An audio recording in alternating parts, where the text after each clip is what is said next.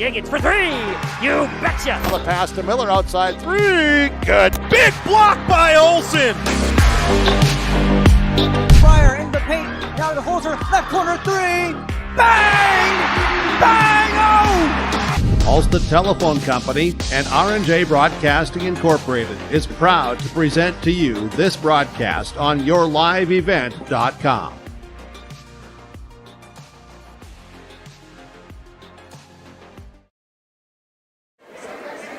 And welcome back, everybody. Lance Bauman, John Klein here with some more Aitkin Gobbler wrestling here in the barn. Tonight, the Gobblers are going to play host to the Grand Rapids Thunderhawks and the Ogilvie Lions. John, welcome back. Hey, how we doing? Doing good. Gobblers come out from the weekend down at Jackson County Central. They play 6 as a team out of 13 teams down there.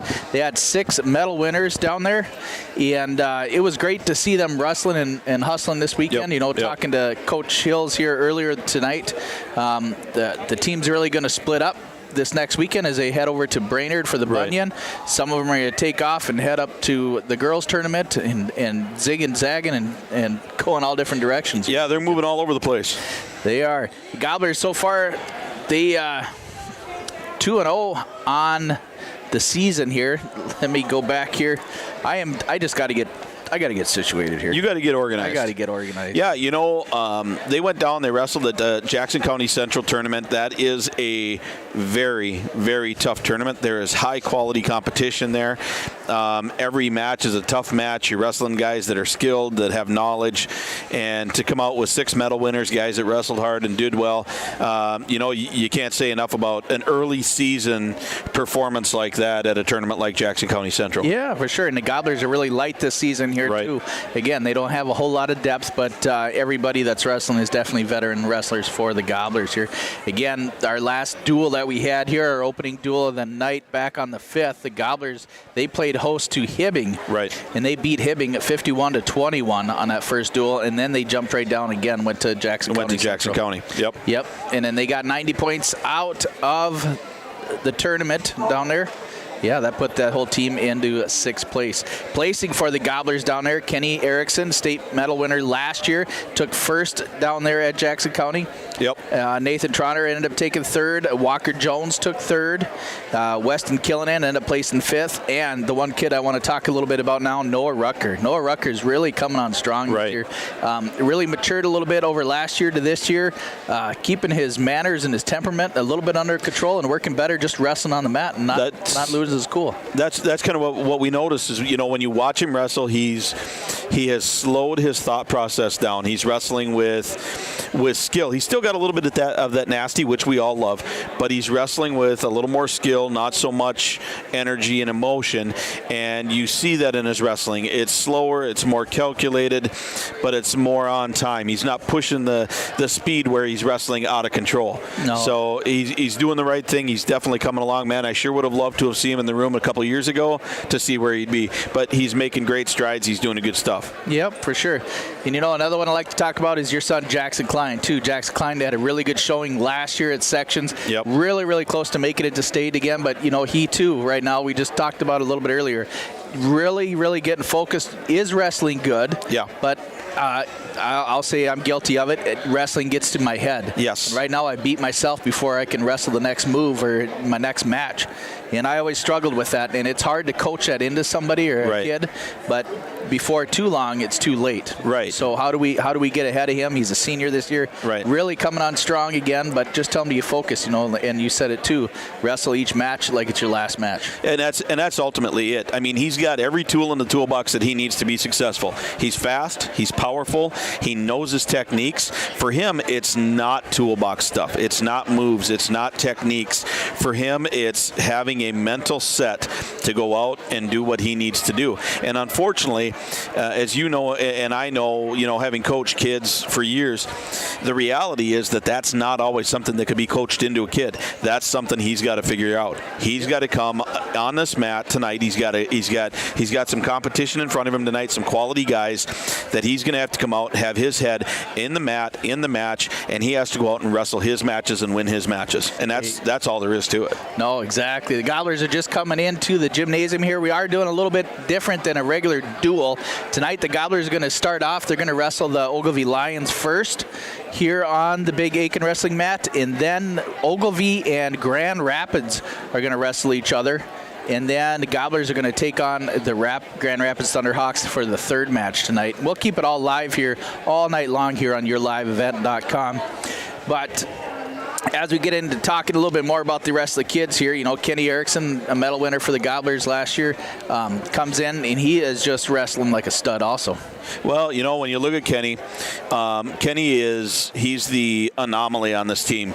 This Aitkin wrestling program has always been known for classic quality wrestling, and Kenny is an unorthodox, brings funky stuff. That's the only way you can describe Kenny. He's fast, he's strong, he's technical, but he's funky. Yeah. That kid is just funky on the mat. He comes from weird angles. He does flippy floppy stuff, and somehow it works for him. The thing that he did in the offseason, he spent some time honing those techniques, those classic wrestling techniques to go with his funkiness, and I think we're going to see Kenny really, really do some stuff this year. I sure hope so. He comes in with a record undefeated so far on the season. He's 5-0. Overall career record is 92-40 with 48 career pins and 149 takedowns. Next up, I'd like to talk about another senior, Texas Walker Jones. Texas Walker Jones has some fans out there from Georgia. Man. They travel all the way up to Canada now. Yep. Mr. Long down there really, really follows Walker Jones and everything Texas does, either it's football and now wrestling. Again, he's got a following, and he comes in so far in the season 6-1, one single loss, and that was into the wrestlebacks or the third place match. Right. He lost to go to the championship. What Walker brings to the table, you can look at all of his tangibles, all the measurables with Walker. He's long, he's strong, he's technical, he's got some nasty in him. But here's the thing that Walker has in spades. I mean, this kid's got this in dump truck loads, and that's heart. He had some adversity last year. He had some injuries, some kind of scary moments, and he has come back from them not 100%, but 110%. He's there. He's committed. He is focused. He has put those injuries behind him and is moving forward in a big way. Again, another kid that we're going to see some massive stuff from this year. Oh, for sure. I still remember that in the old gym, the new gym. Yeah. He took a digger on his neck, and it was not good. He ended up suffering a severe concussion at that time. And really, really did all that he had to do with the doctors and go through his therapy and stuff. It came back on strong, and it was just phenomenal on the football field. Well, and that was just it. As we all collectively held our breath as a community anytime that he got hit on the football field, and he's strong and he's healthy, and it's awesome. I'm so ecstatic. I'm still holding my breath when he's out there, but yes, he is back and he is strong. Maddie Strohmeyer so far undefeated on the boys team this year.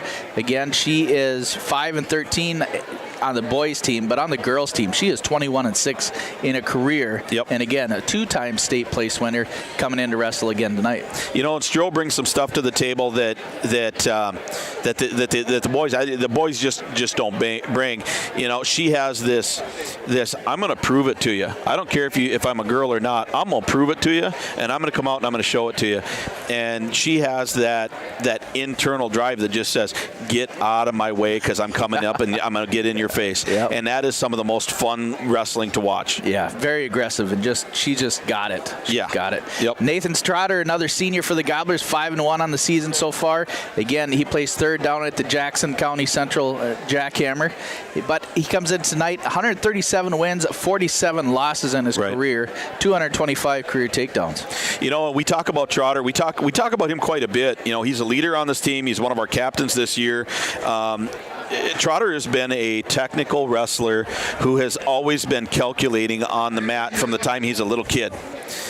And he is truly become kind of a nasty wrestler, and it's fun to watch him. Yeah, for sure. Ready to go ahead and stand and rise for the Aitkin Color Guard and the entry of our national colors.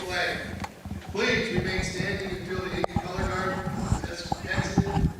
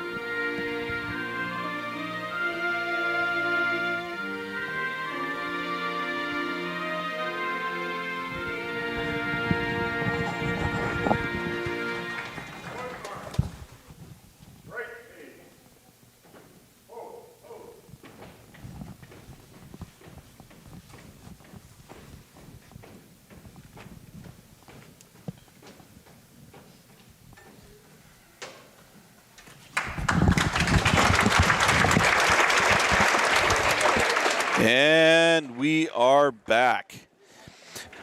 Lance, you know, I'm gonna let you talk about what's going to happen here. You wrestled for this man. I know him as a friend and as a mentor, but he was your coach. Oh. So I'm going to let you talk a little bit about Coach Bailey. Well, he's definitely one of a kind for sure. Coach Bailey's just been around for a lot of kids, a lot of development of just great people here in the town of Aitkin. Here he's been just awesome. But right now, we're gonna do a dedication here to Coach Bailey. Noel coached in Sauk Rapids for 10 years before returning to his alma mater in 1972, where he coached until 1996. Noel won 269 matches as a head coach, as a head coach of the Gobblers. Noel was inducted in the Minnesota Coaches Hall of Fame in 1988, the Bemidji State Hall of Fame in 1990, the Minnesota Wrestling Coaches Hall of Fame in 1993, and the National Wrestling Coaches Hall of Fame in 2011. Noel is loved and respected by almost everyone. He has been a teacher, a mentor, and a friend to so many.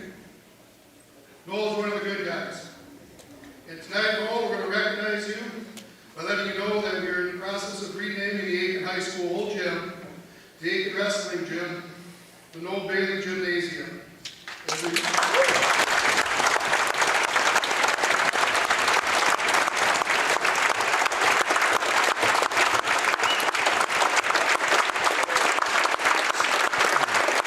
So those of you that were not able to hear that,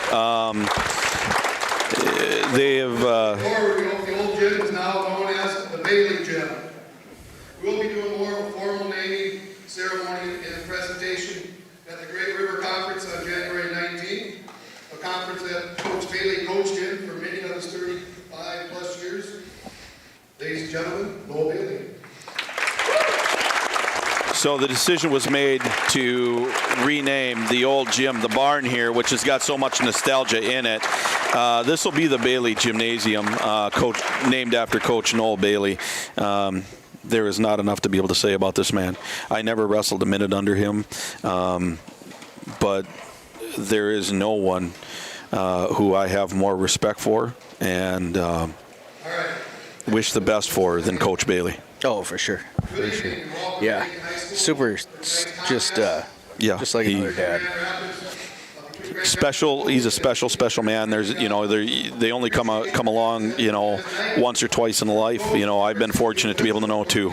Oh, for sure. My coach and Coach Bailey. So. Yeah. So again, the Gobblers are going to be taking off, and they're going to be wrestling the Ogilvie Lions here. The athletes, coaches, and officials. Can you turn yours up? Special thank you for the efforts of our officials in the game that are in the match tonight. Officials playing important. So, kind of getting to the business at hand. First match of the night going to be Aitkin Gobblers versus the Ogilvie Lions. Thank you for your cooperation. Looking at the Ogilvie Lions. They've got a couple of ranked wrestlers. Wrestling and weighing in at 114 pounds is senior Bo Hadoba. Yeah. This kid's a stud. He's fast. He's strong. Technical. He's a good wrestler, and he's ranked number 1 in the state in Class A at 107 pounds. So I think they're anticipating that he's gonna drop weight. And then on the other side of the roster at heavyweight, Dylan Smith ranked 4 at heavyweight in Class A. Another big, strong, athletic heavyweight. We've seen him before. He's a senior this year, and he wrestles really well. For Aitkin, we've got four ranked wrestlers. Only 3 of them are going to be wrestling tonight.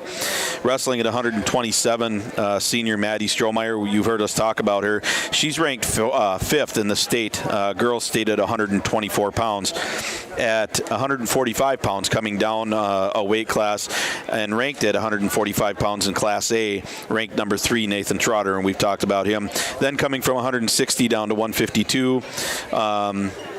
or potentially down to 52, is Kenny Erickson. He is ranked 9th in the state. Not wrestling tonight, but recuperating quickly from an injury, 189-pounder Jacob Williams, who is ranked 3rd in the state. He's a guy that we'll be talking about more as he heals and he gets back on the mat. Oh, for sure. He hopes to be back here after Christmas and just getting after. Right now, he's cleared to start working out stuff. Right. He's been working on his conditioning and everything in the gym and in the wrestling room, and not been able to roll yet, but he is getting his conditioning under control here. Yep, he's definitely getting there. I had a conversation with him on Wednesday, a long conversation with him, and we talked about goals, and he said obviously nothing short than the top of the podium. That's his goal this year. He placed last year. The other thing is he's only 50 takedowns from taking the takedown record for the Aitkin Gobblers, who I believe it's currently held by Marshall Larson with a crazy high number of takedowns. Yeah, he is. He was close to like 400 and something, I thought. Yeah, it's a lot. All right, well, we're going to be kicking it off here shortly. I don't think we're doing actual formal introductions here at this match, nor will they do during Ogilvie and Grand Rapids.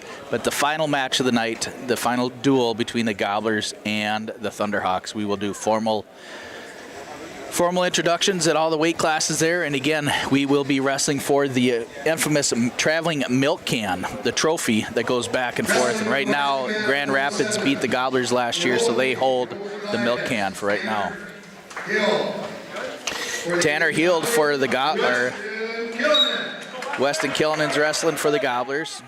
Tanner Heald for the Lions. Junior Tanner Heald. We don't know too much about him, but we're going to find out here quickly. Nice attempt at a slide by Weston, followed up by a takedown attempt by Heald, but a nice, beautiful goal behind by Weston Killinan to get his 2 points, and he's got Heald broke down on the edge of the mat, looking for a half. He's got the half in with a bar, looking deep. He's going to get this turnover right away, looking to try to get back points, taking it nice and easy. Back points are getting counted. He's trying to stay back and keep his weight there where it needs to be. Getting chest on chest, working back a little bit, doing a good job lifting the head of Heald. Yeah. Minute 20 left here in the scoreboard or on the clock there. So now Heald is able to work off of his back. Weston will get 3 near fall points. He's still got that arm trapped back, so that's looking good. Right in the middle of the mat. Good control job by Weston Killinan. Looking at the Riverwood scoreboard there, down on the bottom left is going to be the individual mat score with the weight that is wrestling. Team scores are going to be at the home and guest on the top line. So we got just over 50 seconds left in the first period. Weston is looking to lock up a double-double here, a double arm bar. If he's able to get that to go, that could be a really difficult thing for Heald to come out of. He's almost got it. He's just trying to come across here, and he loses control of that far arm. Still in control of the match, though, here with 30 seconds left, 5-0, Weston Killinan. Weston, again, finished 4th at the Jackhammer this last weekend. Doing a really good job again. He was always really light on everything last year, but he is really coming into his own and really filling out the 107-pound weight bracket. Yeah, he struggled just making weight from the minimum last year. Here he's got 2 more near fall. Killinan's going to go up 7-0 in the first period. Doing a good job controlling arms and looking at bars. There's a stalling warning on the bottom as we finish that first period against Heald. Joining us now, our famous camera gal, Cheyenne Bauman's going to run the camera here for us a little bit. If not famous, certainly notorious. Yeah, for sure. All right, going into the second period here, they went neutral.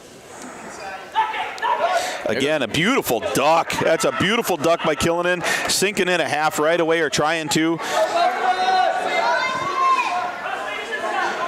Good control by Killinan here. He's got a crossface in. You're going to look for that far arm near leg, or they affectionately call it the Jason here in reference to state champ Jason Math, who wrestled for Coach Bailey.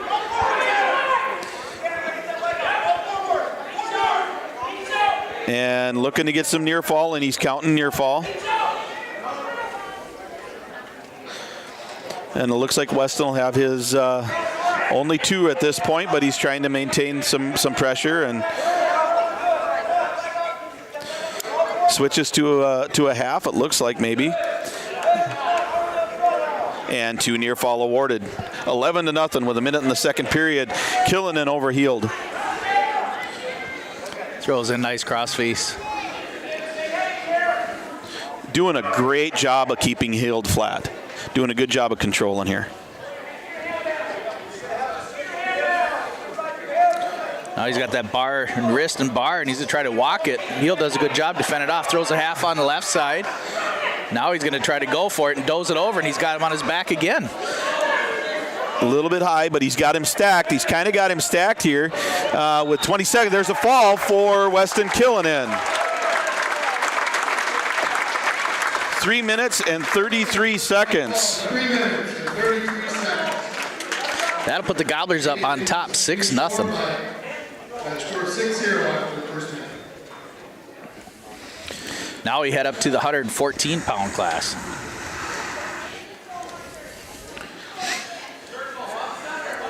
Gobblers are going to show Carson Crane. Either that, I believe it's Andrew Hutterlick. Yeah, I think we'll either see Carson or we'll see Andrew Hutterlick, I believe. We will see.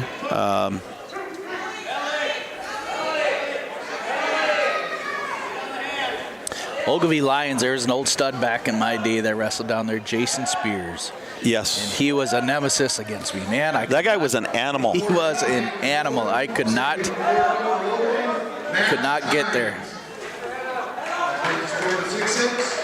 Okay, so we're going to be open here at 114, and Hines from Ogilvie will take the forfeit. That was Max Hines. Yeah, Max Hines. I believe his dad was also a wrestler, also for the Lions. Right.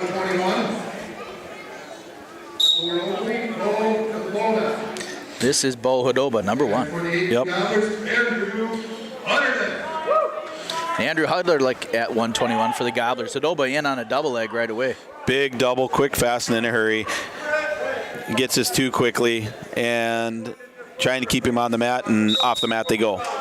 Hudoba fast, real technical there. Hudoba was a place winner for the Lions here last year, also down at the big house at the Excel Center. Stand-up attempt by Hutterlick doesn't go. Good breakdown by Hudoba.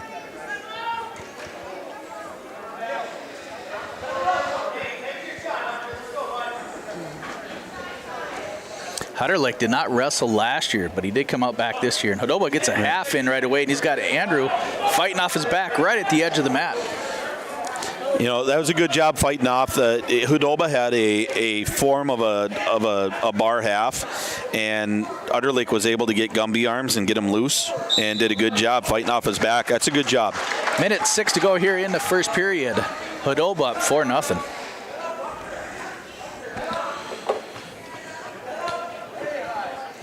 Hutterlick is set. Hudoba riding from the left side. Another sit-out attempt there by Hutterlick, trying to come up now with a stand-up. Good sit-out attempt by Hutterlick, trying to come around. Good control by Hutterlick, or by Hudoba. Hudoba rolling wrists, deep waist control, and he's got Hutterlick flat in the middle of the mat.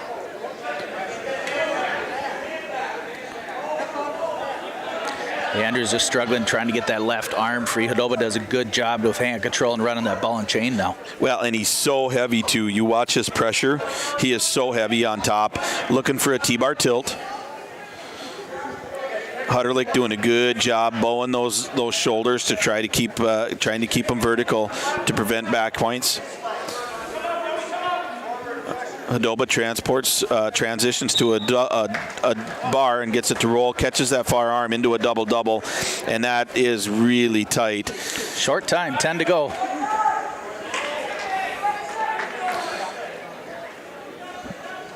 It is going to result in 3 regardless here, but we got 3 seconds, and there's a fall. It'll be 1.9 second left, so we'll have 1 minute and 59 seconds. 4 Ogilvie in a minute 58. That puts the Lions up 12-6 over the Gobblers. Now we're moving up to 127. They show either Brody Smith or Matthew Frodette for the Lions. Frodette. We'll find out who we got here. It's probably going to be, it looks like it's going to be Jace Byrne for the Gobblers. Yes, it does.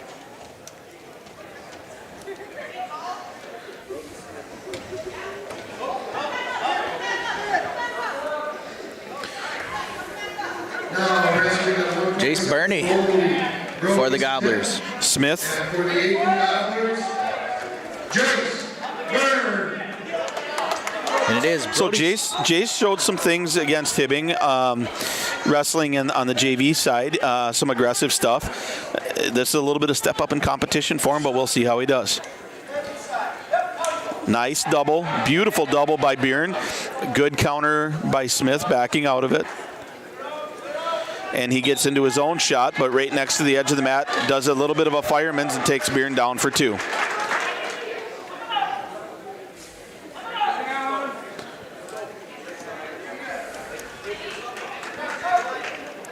Smith riding on the right side right now, controlling hands. Byrne trying to fight those hands free.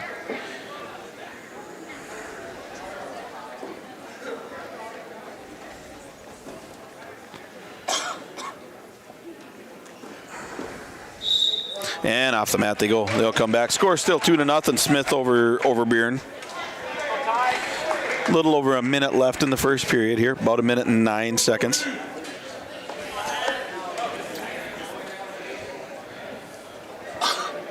Team score has not been adjusted yet, but it is 12-6 in favor of Ogilvie. Smith riding from the right. Chops Byrne's arm, gets him down on a hip, and then broken down straight into a deep waist bar. Now looking for that wrist.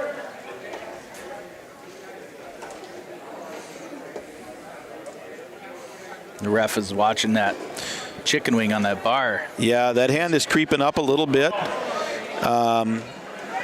Doing a good job. There's a little bit of a pump action. Try to get Byrne straightened out. And into a chicken wing. 38 seconds to go here in the first period. Smith is up 2-0. Good breakdown by Smith. He got Byrne in the middle of the mat. Got him flat again, looking for that bar with that deep waist. Byrne, a young freshman for the Gobblers. First time on the mat. There is a deep waist bar again for Smith, looking to try to run it. Trying to come around, and he does. And that is real tight. And a fall. 1 minute and 47 seconds. 18-6 in favor of the Lions. Jace's older brother, Kane Byrne, was a one-year wrestler last year and came out as senior. And he really did a lot of awesome things for the Gobblers. Kane was a lot of fun to watch. He was. You know, he was a lot of fun to watch. He did some funky stuff out there. Crazy strong dude. You know, and so it's nice to see Jace out here giving wrestling a shot and looking at something new. Now we move up to 133 pounds. The Gobblers are going to show. Looks like that's Noah Rucker. Wrestling at 133 for Ogilvie, Deegan Burkaker. Yep, Deegan, a junior Burkaker for the Lions. Burkaker, real smooth, real fast, right into a Russian tie. He is a junior. There's looking for a bulldog. That's 2 points takedown for Burkaker. And he gets that bulldog, keeps his two, but no back points.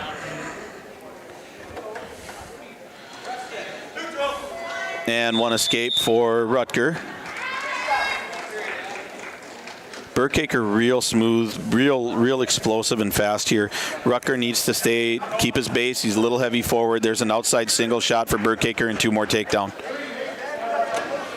Nice breakdown by Burkaker, keeping Rutger flat. Rutger works his way up to his base. Head lever for Burkaker. Rutger countering. Burkaker into a bar. There's a bar half for Burkaker. Trying to muscle it off. Yep. doing a good job of fighting that bar half. Burkhaker lets it go, and there's an escape for Rutger. Score 4-2. 45 seconds left in the first period. There's a fireman's attempt by Rutger, countered by Burkhaker. Burkhaker counters with a reshot into a Russian tie for Burkhaker. And there's a Russian throw on that arm drag. 2-point takedown, very nicely done, to make 6-2 in favor of Burkhaker.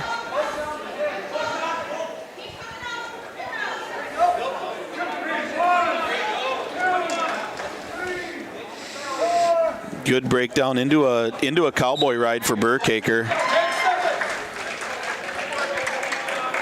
Now into a deep waist, looking at a T-bar tilt for Burkhaker. Rutger's trying to fight off. 2 points already, but he's trying to fight that off, trying to get his hip to switch and not able to, but only 2 near fall. 8-2 going into the second. Favor of Burkhaker. Burkhaker really technical.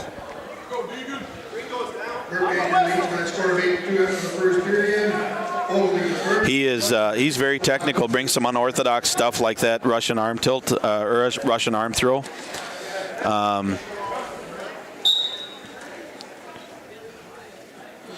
And he breaks Rutger down. Again, trying to control arms, got a very deep waist. Burkhaker real long and lean. Good stand-up attempt by Rutger, gets on his hip. And Burkhaker trying to take advantage of that, keep him there. Is not able to. Rutger able to roll back.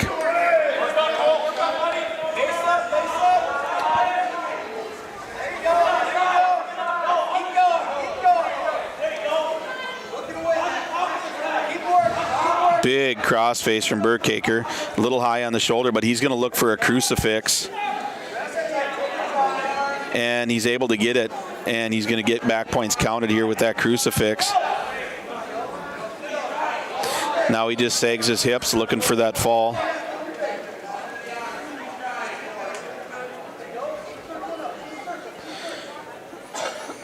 Rutger trying to fight off his back, and there's a fall. It'll be 3 minutes and 2 seconds.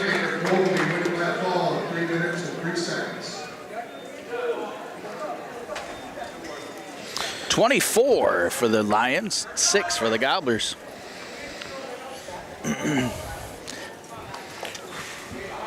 Now we got the young Jackson Klein, the senior for the Gobblers, coming up at 139.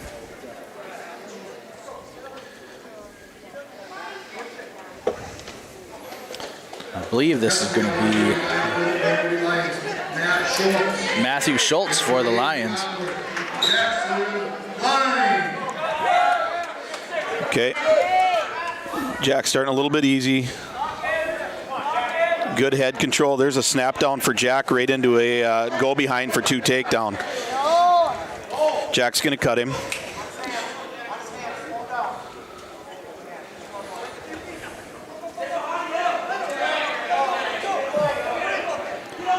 Schultz kind of staying back. Jack taking his time. There's a fake shot.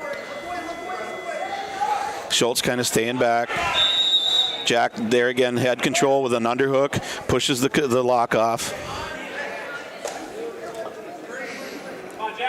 Jackson trying to, I think he's being a little patient here. There's hand control for Schultz. Or Stoltz. Schultz. Schultz, sophomore for the Lions, and Klein, a senior for the Gobblers. Jackson being a little bit tentative here. I think he needs to get a little more aggressive and get moving here with a little under a minute left. Snap down for Klein. There's a fake shot. Schultz just moves his leg. Head control for Klein. There's another good snap, but the collar elbow tie by Schultz is good. Front headlock into a go behind for 2 again for Klein. 4-1, Klein. There he's got a cross face. 26 seconds left. That inside leg is hooked. Jack's looking at a crucifix here. Gets him spun over on his back. Getting back points counted. Looking to finish this right here is Klein, and there's the fall.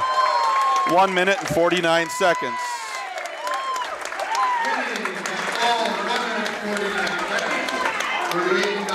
That brings his career record to 28 wins, 18 losses. That pushes him to 4-2 on the season.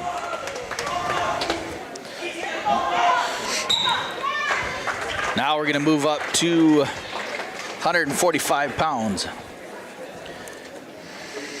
And I believe we're going to see here at 45, I believe we're going to probably see Nathan Trotter. I'm going to guess. Yep, looks like. Going to be Caden Feldy for the Lions. All right, we got Feldy and Trotter. Trotter wrestling low into a collar tie, tries to slide behind Tripp with an inside trip, ends up putting himself into a single, and there's an inside suicide cradle attempt. Still looking to get his one, but they're kind of wrapped up, and there's going to be a potentially dangerous. They're going to come back and start again.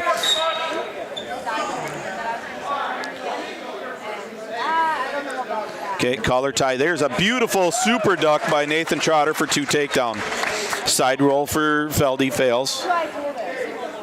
Trotter ranked 3rd at the guillotine this year. Trotter has kind of a halfway leg hook in, lets that go.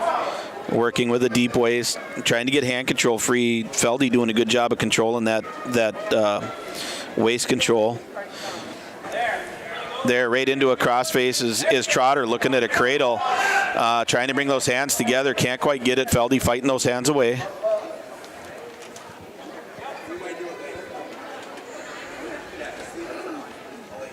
Trotter looking for a bar. Feldy up on his base. Trotter working that bar again. Got a really deep bar with a wrist. He's going to have to pump it and kind of run that head a little bit. And he runs that. Got a head pinch. Getting back points. Now he's going to look for the fall. Let's see if he can switch his hips here. Needs to switch those hips and sink.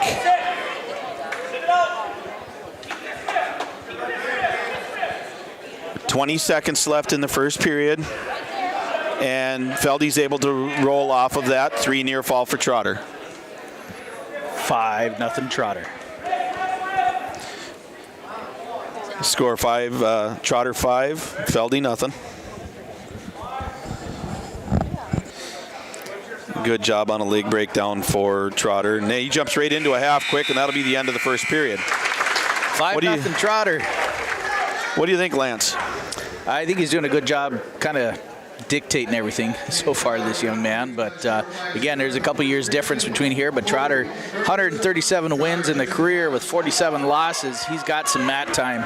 Right now, he's 5-1 on the season. Comes up with a nice stand-up. Mat return, switches out for a reversal. He's getting ready to try to throw a throw. Yeah, if he comes up a little bit here, he's got that reverse headlock. Okay, and he just steps away to get his one. Well done. He still has it, and he kind of sags on it, but off the mat, so no points.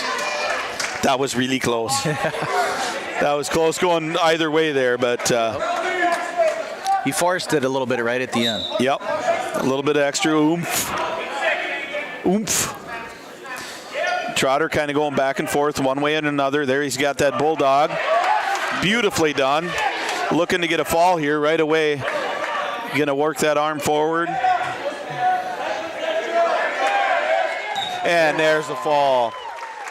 2 minutes and 41 seconds. 2 minutes and 41 seconds. For the Gobblers, Nathan Trotter. Brings the score now for the Gobblers, 18-24 against the Lions. Trotter was our big deal wrestler last during the Hibbing match. Now, little Trotter, GT here coming up. GT. He is GT. You know, this is a kid that I think that people really need to watch.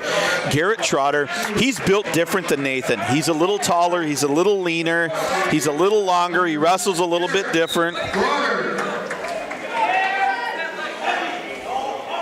I believe this is Hayden Bowling for the Lions. Yeah, I think it's Bowling. Bowling on that takedown right away. Yep, 2 takedown.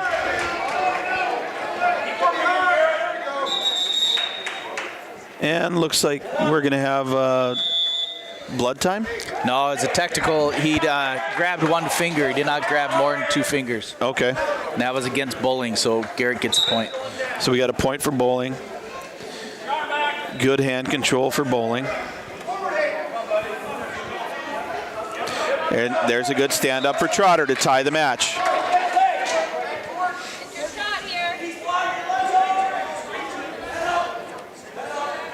Bowling, I think, is a senior here. Good snap.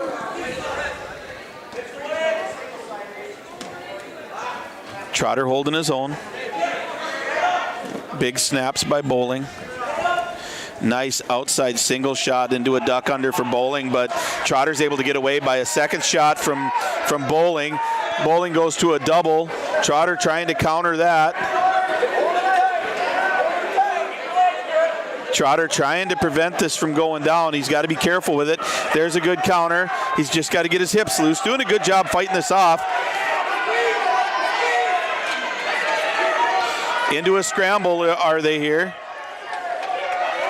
Trotter trying to come around, fighting around, and no points, but what a great scramble and a counter by Garrett Trotter. Garrett Trotter, just an 8th grader for the Gobblers.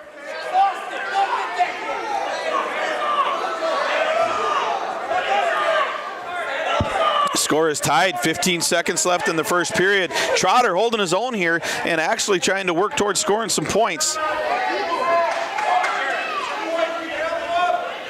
Bowling trying to set something up.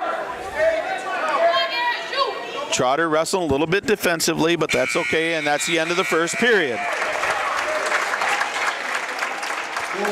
Garrett's choice, he's going to defer. Okay, and Bowling's going to take down. Here we go, Lance. Bowling right up to his feet. Trotter. Into a double for a breakdown. And does a good job. Little high, but sinks back. Good job. Hand control for Trotter. Fighting those hands off.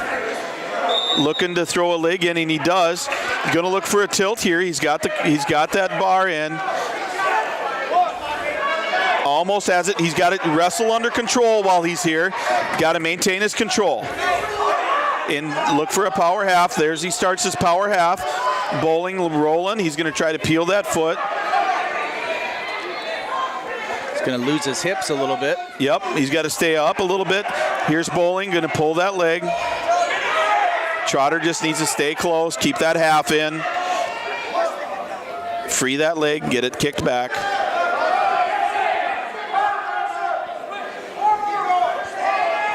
Trotter's able to get back. Good leg hook. Trotter trying to be busy here. There's a sit-out attempt by Bowling. Counter by Trotter, followed by Trotter. Looking to try to get a half. Bowling doing a good job controlling hands. 40 seconds left in the second period. Score is tied at 2.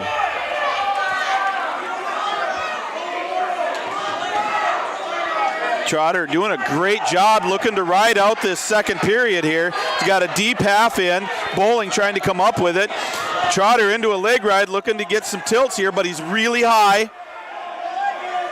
He's going to stay right there. He's got 15 seconds left. He's got to wrestle under control here. Good power half in.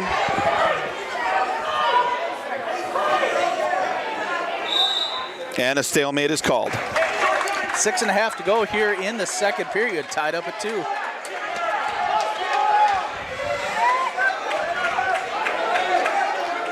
Okay, Garrett's going to have to look for a fast move off the bottom. There's Bowling coming out, and he's out. Score 3-2 Bowling. And that was a really nice outside shot set up by Bowling, but no points. Garrett's choice, he's going to go down. Score 3-2 in the third period in favor of Bowling.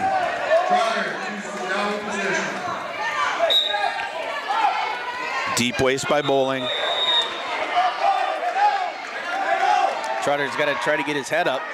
Yeah, he's got to get his head up. Big crossface by Bowling. Good job by Trotter. He's got that arm. He's trying to come out the back door here. He's got to watch out for that front cradle. Bowling's got it locked up.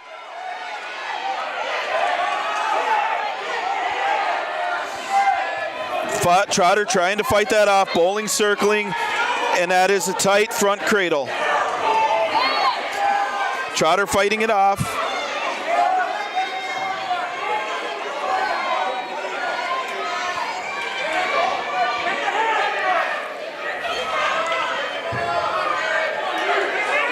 And there, Bowling's got a very tight cradle.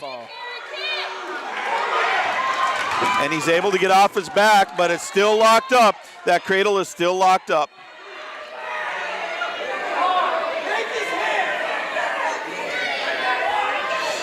Trotter trying to fight this off. 50 seconds left.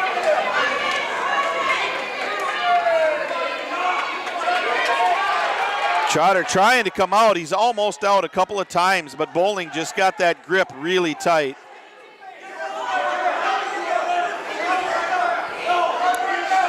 Now, if Bowling gets that leg trapped and walks that forward, that's going to be bad news for Garrett. Garrett's trying to fight that step off.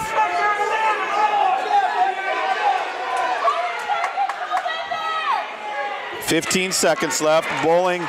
Trotter's trying to come up, trying to get loose from this cradle, fighting it off. Bowling's just got the claws like you wouldn't believe. There he breaks. There he breaks the score. 6-2 for Trotter. And that'll be third period. Good match for Garrett Trotter. 6-2 Bowling.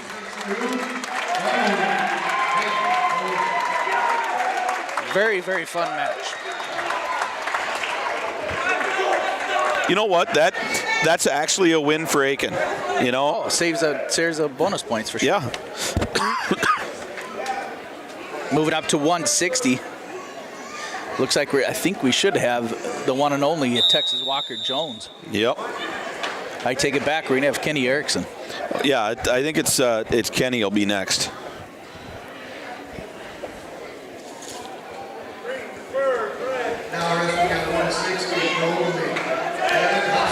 Kenny ranked now 9th in the guillotine. And this will be Hofstadler. Hofstadler Jr. And Kenny with a big headlock throw right on the front side. Looking to try to get an early pin here.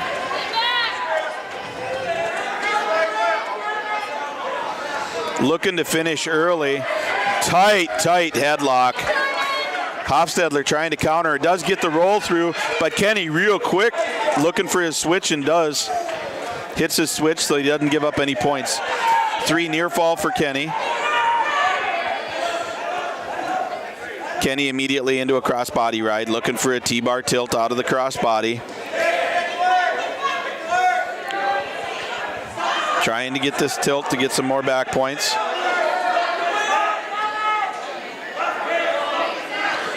And he's getting counts.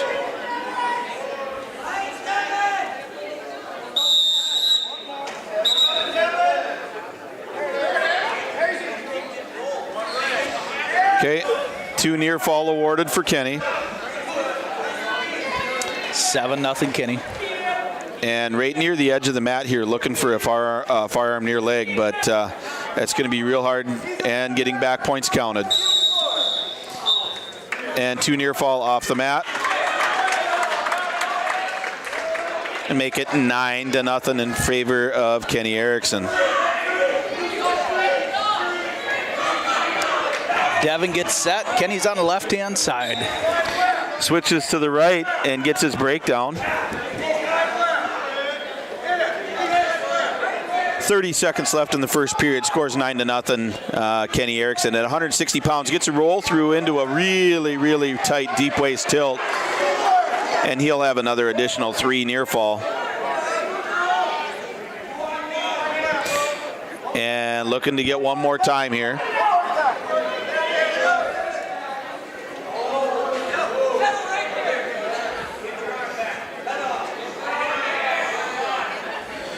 Hofstadler trying to clear that hand. That'll be the first period. 12-0 in favor of Kenny Erickson.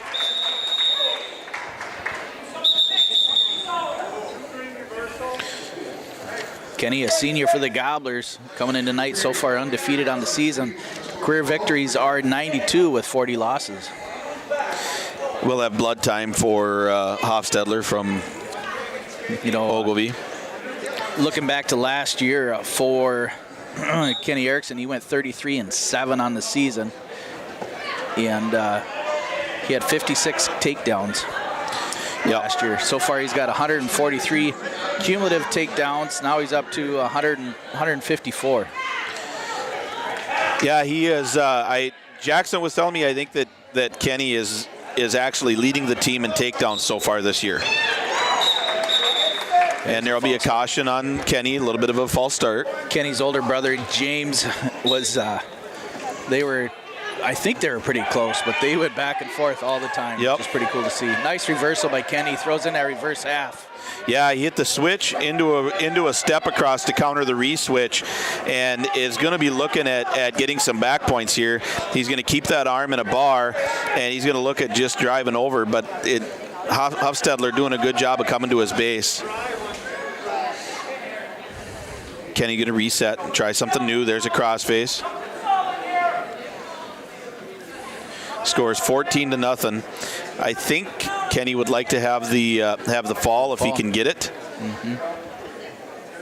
Got a nice cradle locked up. Let's see if he can bring it back. Looks like he got a cheat cradle extended. Yep. And Hofstadler is able to break that. Holding the hands real tight. Quick attempt at a tilt there for 10. Now he's got an inside cradle. It's just fun watching Kenny wrestle. He's so technical, right? So technical, but he's also so much into the chain wrestling. Looking to stack him here.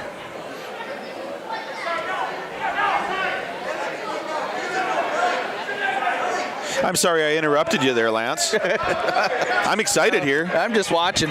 There he goes with the front cradle. And looking to get the fall here, and there it is.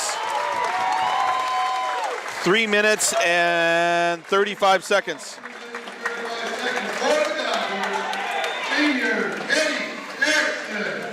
Brings it up 24-27 for Ogilvie Lions, still in the lead. Yep, and we do have, we've got a couple of open weights at the end here, so. And we're going to see Tex here coming up.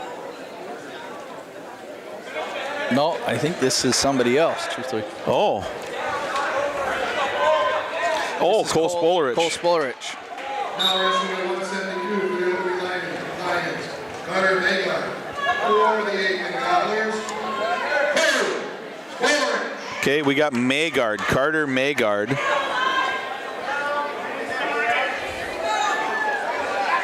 And there was a lat drop by Maygard. Spolarich on his back. Real tight is Maygard.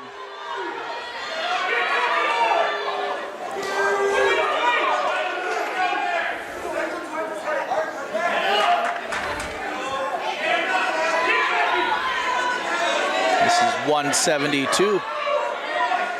Maygard just settling in. He's got 1 minute and 15 seconds to go here in the first period. Spolarich trying to keep that shoulder up. That's very tight after a lat drop, and there's a fall. 53 seconds.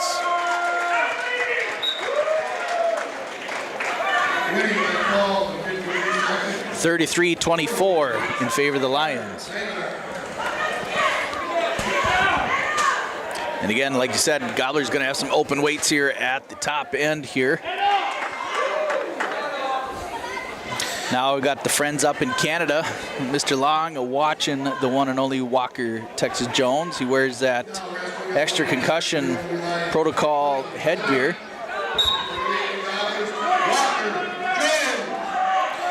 Walker with an intense collar tie, gets a deep underhook. Again, and I believe this is Milbrandt. Jones placed third at the Jackson County Central, the Jackhammer here this weekend. Walker wrestling up a little bit here.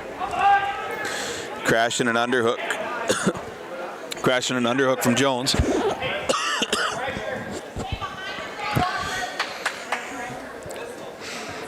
Overhook and Russian arm tie for Milbrandt.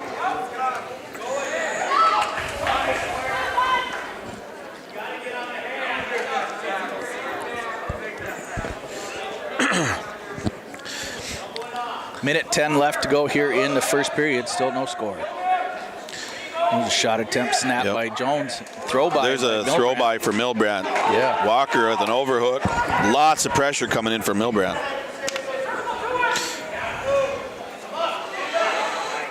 A lot of weight there for Walker to do an outside trip. Looking to get some points here, though. He's got a deep double on Milbrandt, working his way up.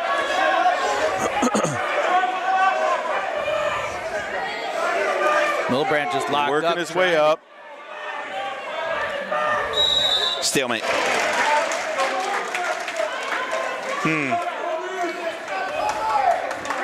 33 seconds, 34 seconds left here in the first period, no score.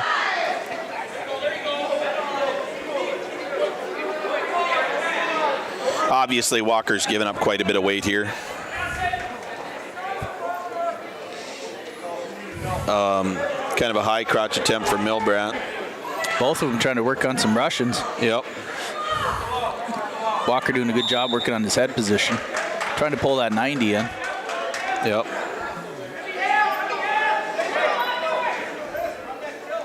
That'll be the end of the first period here. And almost a single for Jones. Milbrandt's choice. And he'll defer.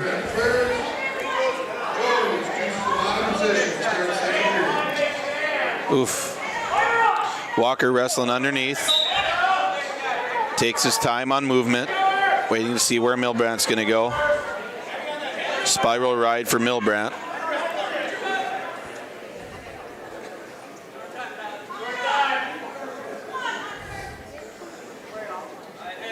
That's a lot of weight to wrestle under. Walker usually is down at about 160. Right. So to be wrestling up this heavy. There's a back door and 1 point escape for Jones.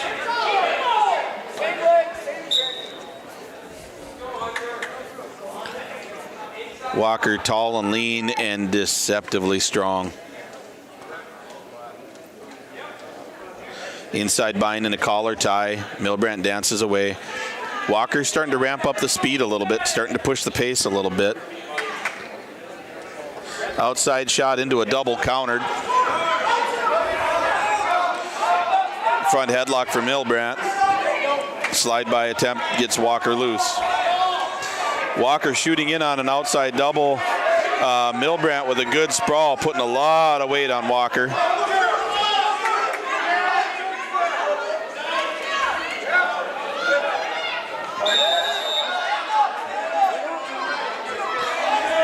Milbrandt looking for a bulldog.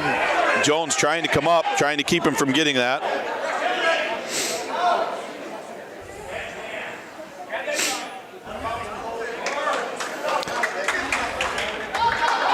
.20 to go here in the second period. Jones leads 1-0.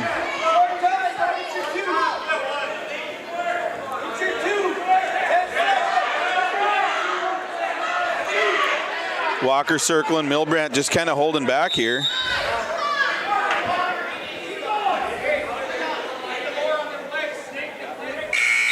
And that'll be second period.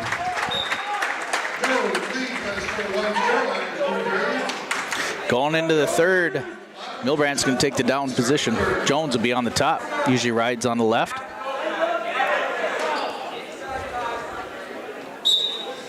There's a switch attempt for Milbrandt. Countered by Walker, following the outside. Milbrandt using a little bit of strength here, trying to get loose. Walker sinking a bar in, looking for a wrist.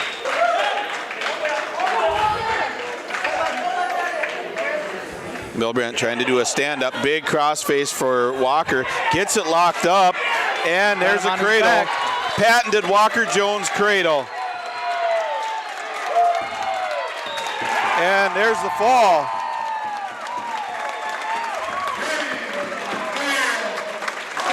Texas Walker Jones with a fall in 4 minutes, 30 seconds.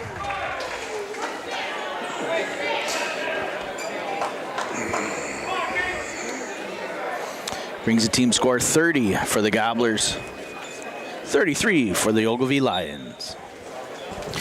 Now the Gobblers are going to be open the next couple weights here. Receiving a forfeit at 2:15 for the Ogilvie Lions. Yep, and that'll bring the final score to 45-30 in favor of Ogilvie.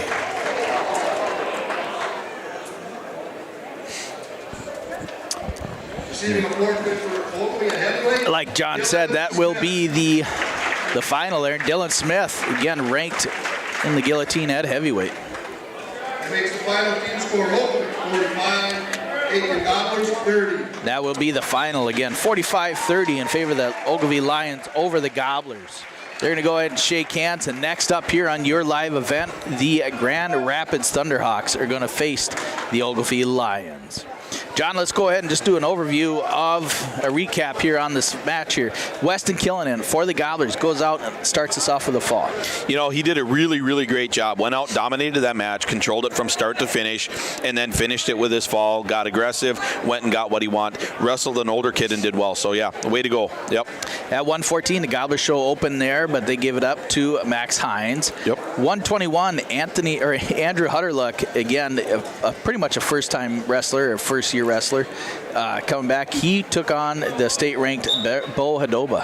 Hadoba's a stud. I mean, he's fast, he's strong, he's been wrestling for forever and a day. I think he was probably born with wrestling shoes on. And Hutterluck came out, and he was game. I mean, he went after him for a minute, almost 2 minutes, and fought through that first period. Did a really, really good job for what he was facing, and giving up experience and all of those things. So, he wrestled well. Yep, lost by fall in a minute 58 seconds. Then we go up to 127. Jace Burney, another young kid that just came out, an 8th grader for the Gobblers, wrestling Brody Smith, and lost by fall. Jace came out. I mean, he's first year. He's never done this before. He went after him. He worked some collar ties, had a really, really good shot on a double that Smith did a good job countering. So he was game, but, ultimately, again, experience was the real teller there, and he got caught and got pinned. Rucker, a little bit flat tonight here at 133. Yeah. He lost by fall to Deegan Burkaker. So Burkaker, though, he kind of reminded me of Kenny a little bit. Unorthodox, wrestled out of a Russian tie, had a Russian arm drag throw that he threw that I haven't seen in years. He did some unorthodox things we don't see very often, and that I think kind of took Rutger by surprise. But it was a good match, but Burkaker just too much. Jackson Klein, a senior for the Gobblers, picks up a fall in a minute 49 seconds over Matthew Schulte. Jack came out and he wrestled him strong and tough. Came out, he was a little bit defensive on his feet. Normally Jack likes to go and push that takedown game, but he got 2 takedowns on a defensive work off of front headlocks. Once he was on top, he put his power to work a little bit, hit that crossface, got in his crucifix, turned him over and got the pin, didn't let him up. That you can't ask more from that. You go get the pin, put him on his back, don't let him up. So good job. Nathan Trotter at 145 picks up a fall in 2 minutes 41 seconds over Caden Feldy. The Trotter again, putting him on his back, not letting him up. We're seeing that little bit of a difference this year where we're letting guys off their backs. Trotter hit a beautiful super duck, super smooth, got real low, got smooth, came around the outside, kept control. Excellent done. Good technique from Nathan Trotter. Good match. And then he obviously finished it with his pin. GT, Garrett Trotter, wrestled a heck of a match here against that senior. An 8th grader, Garrett Trotter, again, faced a senior, Hayden Bowling, for the Lions, and only lost a 6-2 decision. Yeah, what more can you ask of an 8th grader? Now, Garrett, again, one of those kids is born with headgear on, but he came out and he did a fantastic job working hand control, and he fought off the bottom after an early takedown, and he fought off a front cradle for a full period. That's heart. You can't coach heart, and he did a great job limiting that match to 6-2. It could have been a pin, but sure. He fought that off. So, great job, Garrett Trotter. Moving up to 160, Kenny Erickson for the Gobblers picks up a 3 minute 35 second fall over Devin Hostetler. You know what? Vintage Kenny Erickson came out, got his takedown, did his tilts, got it to 14-0. He didn't want the tech fall, wanted that extra bonus point, put the guy in his back and pinned him. That's what you expect from one of your leaders on the team. He's a stud out there on the mat, and he was showing it. Dominated from start to finish. Can't say much more than that. Cole Spollerich, a 10th grader for the Gobblers, back in the wrestling room this year. Hasn't wrestled for the last couple of years, but you know what? He did a good job, but he ended up losing by fall to Carter McGard. You know, one of the things I love about the Spollerich kids, they all come in with great hips. You know, they do so well in the throw game. As it was this time, Magard got an over-underhook through a nice lat drop, and, you know, you put that much weight on a young kid, and you just couldn't fight off. I mean, you just couldn't get out of that lat drop, and Magard finished it, you know. But, hey, you know, kudos for Cole coming back out and being game on the mat, you know. For sure. And then we move up to 189. Walker Jones puts on a couple pounds, jumps up, picks up a fall in 4 minutes, 30 seconds over Colby Milbrandt. You know, Walker struggled a little bit coming up with that weight and having that much weight on him. You saw that in the takedown game. Walker's normally pretty good in his takedowns.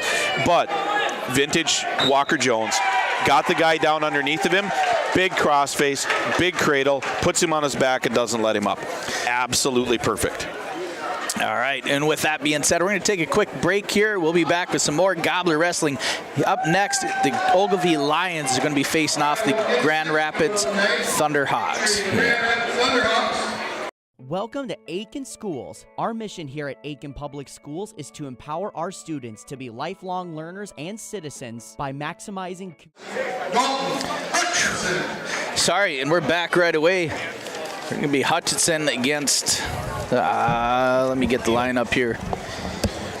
That'll be Dalton Hutchinson against Tanner Heald.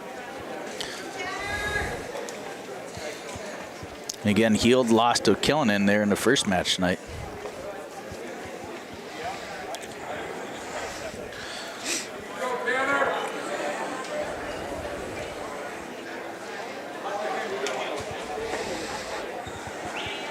Okay, kind of waiting for things to get squared away. Grand Rapids in the lean and mean in Section 2. Yeah, they actually are I think the highest vote getter in the lean and mean in the AA. You know, they are a tough team, top to bottom. You know, you look at some of the names they've got on here. Christian Jelly coming over from Hibbing to wrestle in Grand Rapids. Alex Lehman. You know, I don't see. There he is. Justin Job looks like he's up at 152 pounds. You know, Simon Sisko. They've got some good wrestlers on that team. And here's Hutchinson in deep on a single, gets 2 takedown. Good control, putting in a crossface, looking for his early cradle, gets the cradle, brings Heald over on his back.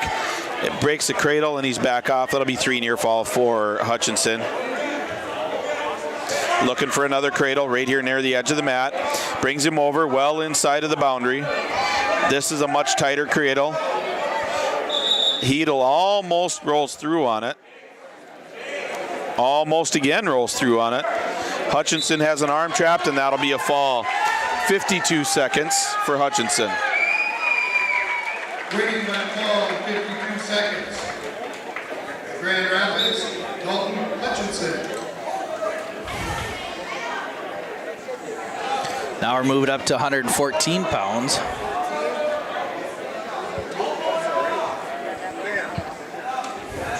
Did you catch that time there, John? That fall? 52 seconds, 0.52. Again, you're listening to or watching YourLiveEvent.com, powered through HTC and RJBroadcasting.com. This is Ben Mashimer for the Thunderhawks. Thunderhawks in the black singlet, orange lettering. And we've got Hudoba out there for Ogilvie. Hudoba hand fighting with Mashheimer.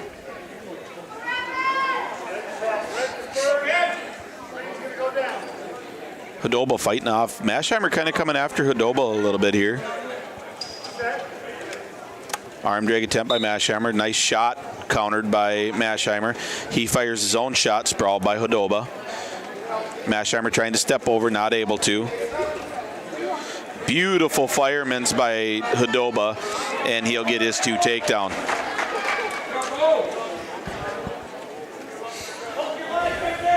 Hudoba breaks him down, looking to control hands. Mashheimer flattening out, getting his hands up.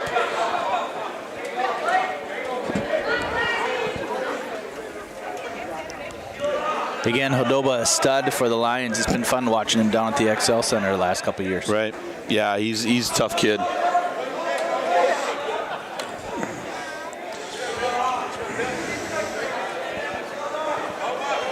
Nice tilt.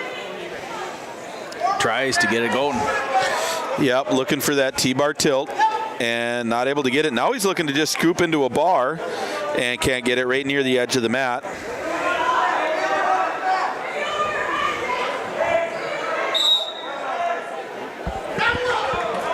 And they're off the mat.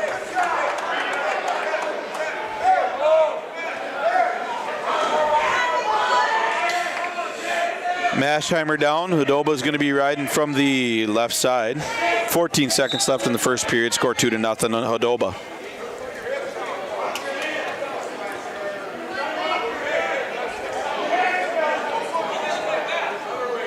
Hudoba looking to sink in a half. And that'll be the end of the first period.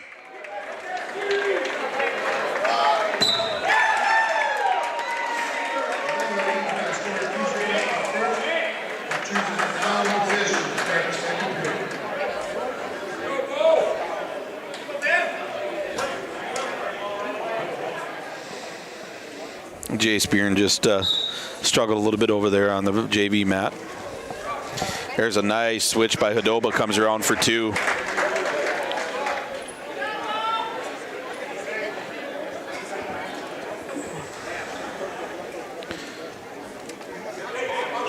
Hudoba doing a spiral ride here.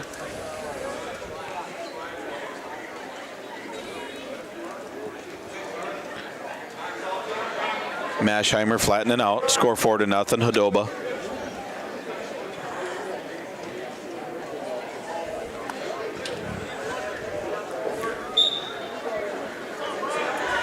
Hudoba rolling wrist, looking for halves. Mashheimer just kind of staying flat. And that'll be a stalling warning for Mashheimer.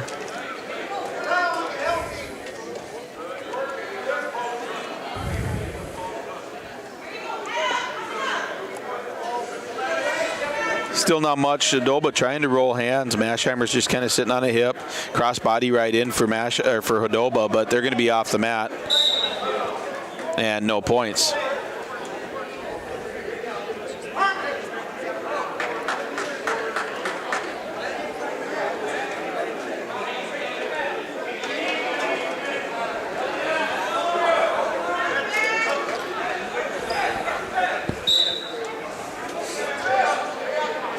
And there's a stand-up, yeah.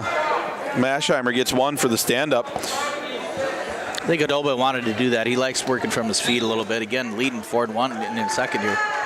Well, and there's not much going on for him when he's on top. You know, Mashheimer's playing a lot of defense, and so he feels maybe he feels like there's more offense to be had there.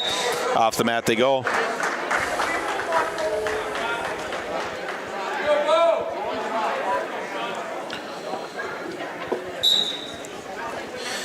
Nice outside single shot for Hudoba. He's going to get his 2. Trying to keep that bottom leg pressure. Can't get it. Spirals up into a deep waist ride. 2 takedown makes it 6-1.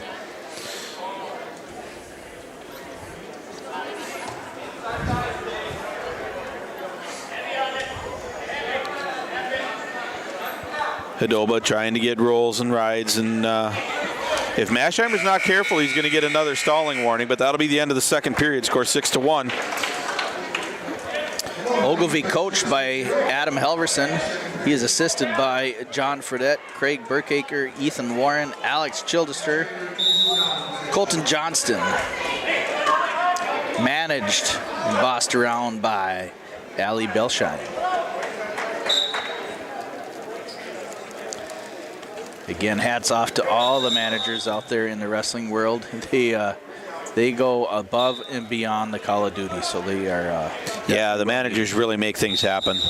Pulling video for these guys, and Hudobah riding on the right side this time. Making sure they got all their equipment, singlets, and whatever. Yep. Matt Mothers. Yeah, keeping them honest.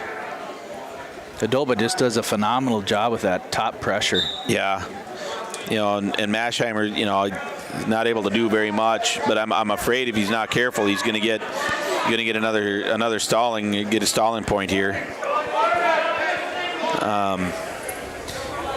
Works back to his base. Hudobah looking to bring him back over on his hip.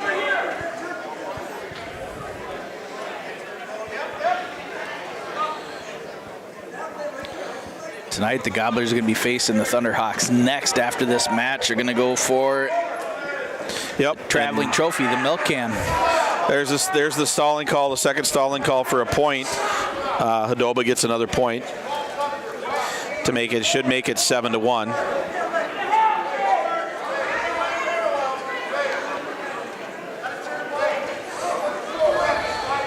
.45 seconds left here in the match.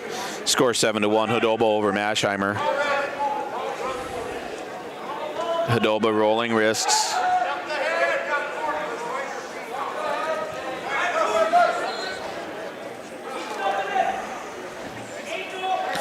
.30 seconds. Mashheimer trying to make something work, looking to score a couple more points, get some team points.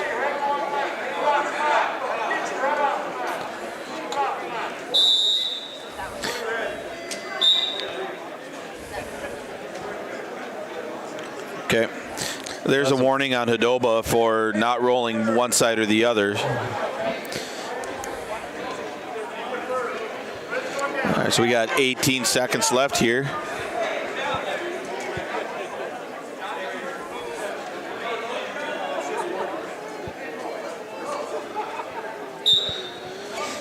Okay. Clarification there on that stalling warning against Hudobah.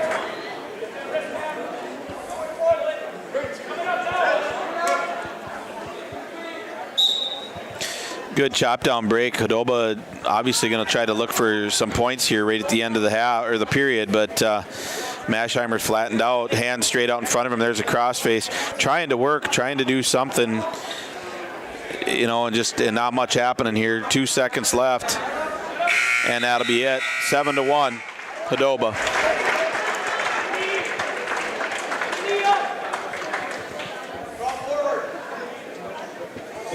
That'll bring a team score for the Grand Rapids Thunderhawks 6, the Lions 3.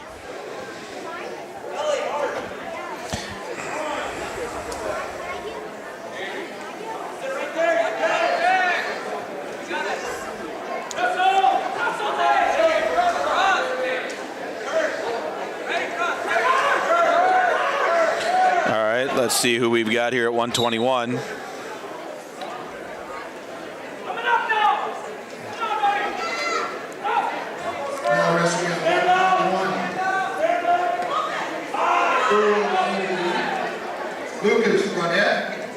This is okay, so we've got Sealing from Grand Rapids and Fredette from Ogilvie. I don't see Sealing on there. Is it Sealy or is it Sealing? I don't see him on the program, so I'm not sure. Takedown for Fredette from Ogilvie.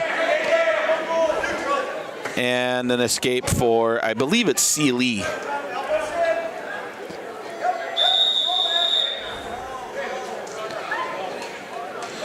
There's a nice shot from Sealy. Scramble for Fredette, looking to try to stay live here. And there is a 2 takedown for Sealy. Now he's looking at a cradle.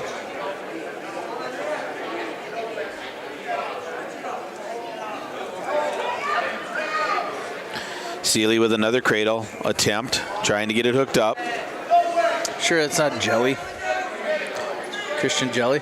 What's up? Not Christian Jelly. No, it's I guess it could be. Maybe Dan might have really read the name wrong, but.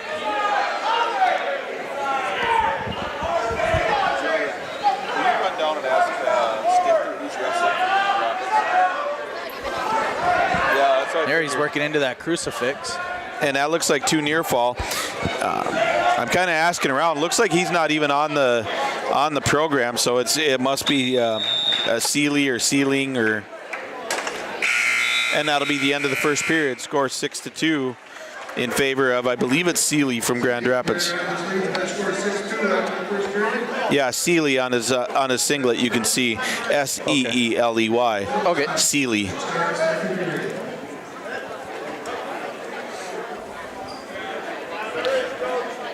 That'll be a caution on red.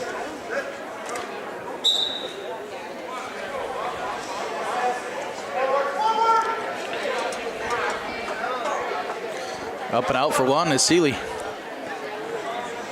So score 7-2, Sealy over Fredette. There's a nice outside single shot, kind of a high crotch from Sealy, trying to fight through a bit, and is able to get Fredette on his hip for two.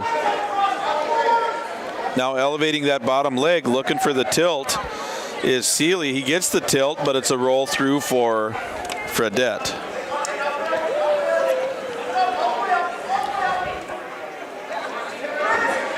We're going to take a quick short break here as we figure out our technical difficulties here. Take some ads. We'll be back. Did we freeze up?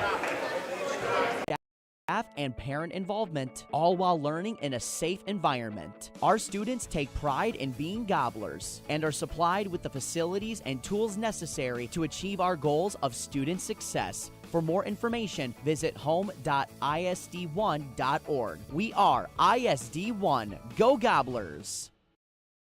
It's been more than just a family tradition since 1938.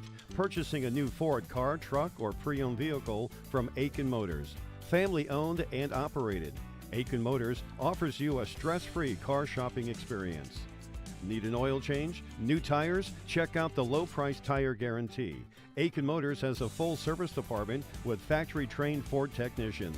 For hours, appointments, and vehicle inventory, visit AitkinMotorsCO.com. Far forward, Fredette looking for a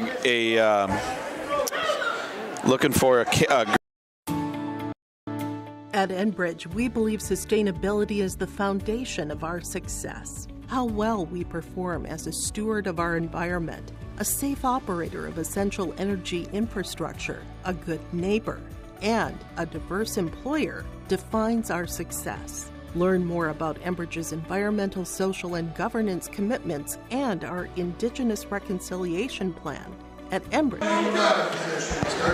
And we're back here on YourLiveEvent.com in the third period here, 9-4, Sealy leads.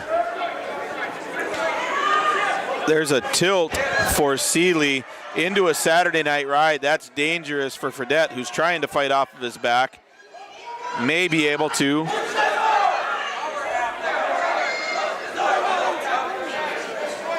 Fredette countering away from that power half. And there's a stalemate. Too near fall for Sealy to make it 11-4. Fredette's going to be down. Sealy's going to ride on the left side. Real high, lots of pressure on Fredette's shoulders.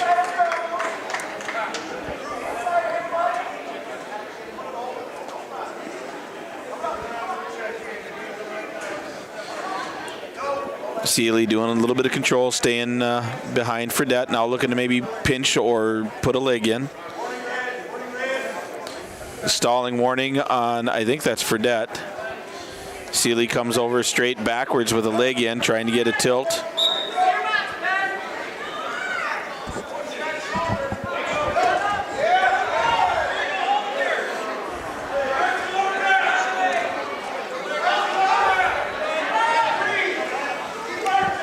Sealy's going for that Saturday night special, and he gets. And there's a pin for Sealy. 5 minutes, 15 seconds. 5:16. Fall in 5:16. That'll take the score to 12-3 in favor of Grand Rapids. Moving up to 127.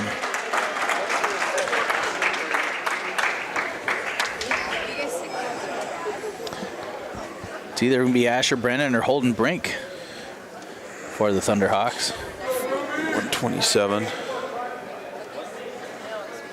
And we'll see either Brody Smith, probably Brody Smith.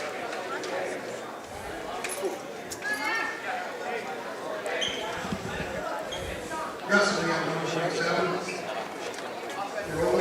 Brody Smith, Grand Rapids, Asher Brendan. And that'll be Asher Brendan from Grand Rapids.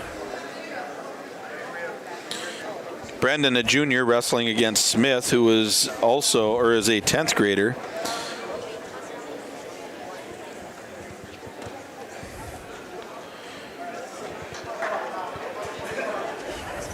A little bit of a slower start over here.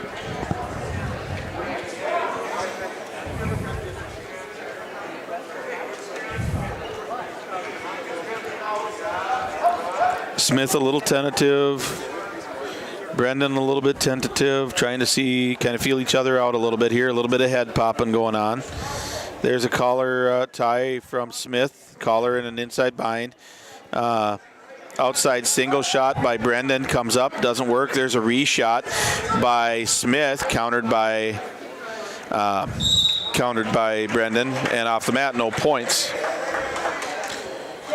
48 seconds left here at 127 pounds.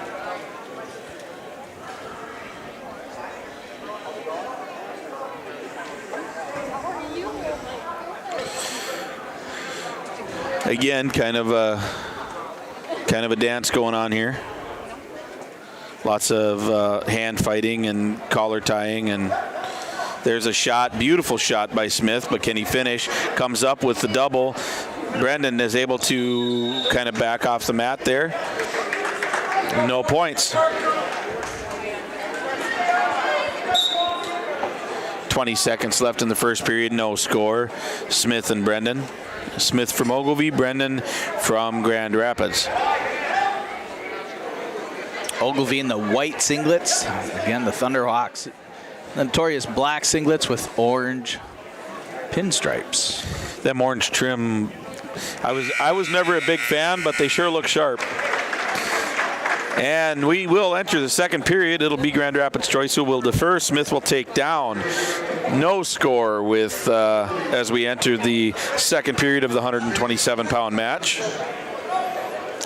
Again, this is Aitkin Gobbler wrestling right now. The Thunderhawks are wrestling the Ogilvie Lions. We're at 127. Next match will be the Gobblers against the Thunderhawks.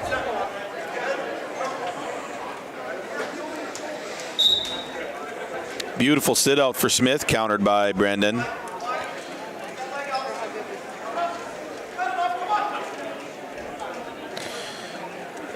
Brendan trying to get a leg hook. Smith trying to come up and get an escape, working his way up. That's a leg hook for Brendan. He gets into a cradle off of that. That is a false cradle, but it is tight. And that is very, very tight. Brendan trying to fight out. Unfortunately, got his inside arm trapped. Now he's got it through. It'll be very hard to get the pin now with that inside arm up.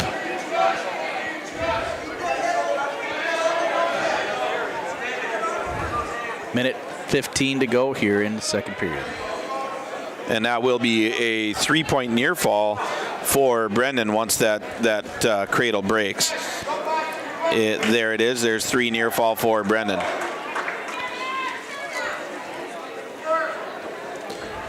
Smith needs to kind of work his way back up.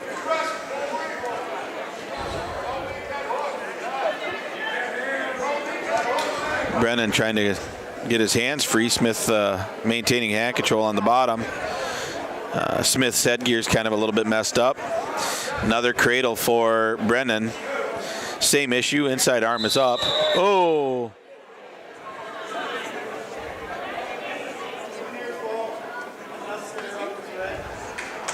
And there's an unnecessary roughness point. Smith kind of threw an elbow while he was in that cradle. Yeah, no call for that. Actually, they stopped it in the pinning combination, so I believe it should have been 4. Yeah.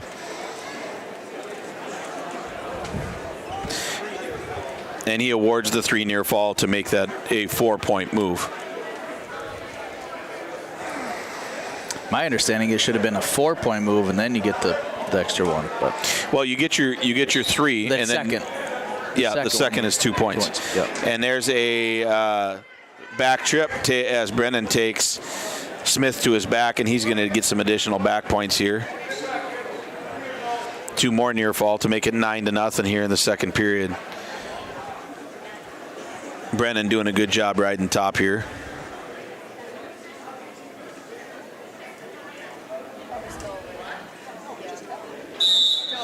And that'll be a stalemate with 3 seconds left in the second period. 9-0. Brennan over Smith. And there's a stand-up for Smith looking to come out, and he will not get any points.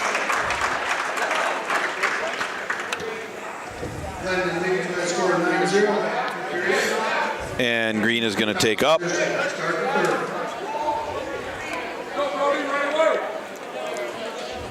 That will put Brennan on top.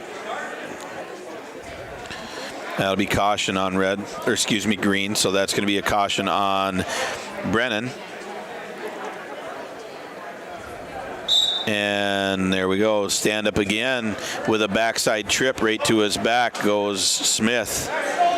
Brennan trying to keep his chest on and trying to get his pin on Smith. Smith is able to roll off his back, but that'll be 3 more near fall to make it 12-0.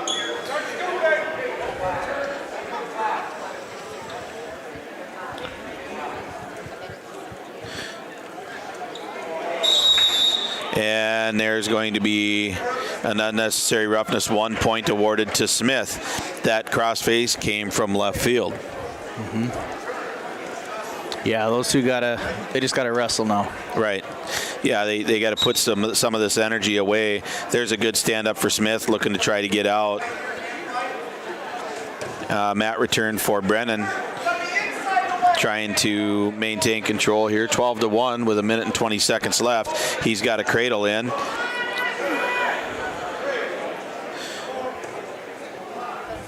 And that'll be another 3 near fall for Brennan. That'll make it 15-1. We see Smith keeping his hands tight, just under 1 minute left in the period.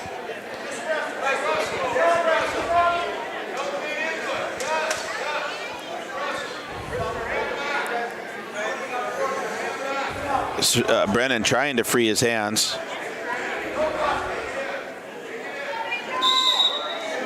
And that'll be a stalemate. They'll come back to they'll come back up to start again with 40 seconds. 39.2 seconds in the match. Score 15-1. Brennan from Grand Rapids leads Smith from Ogilvie.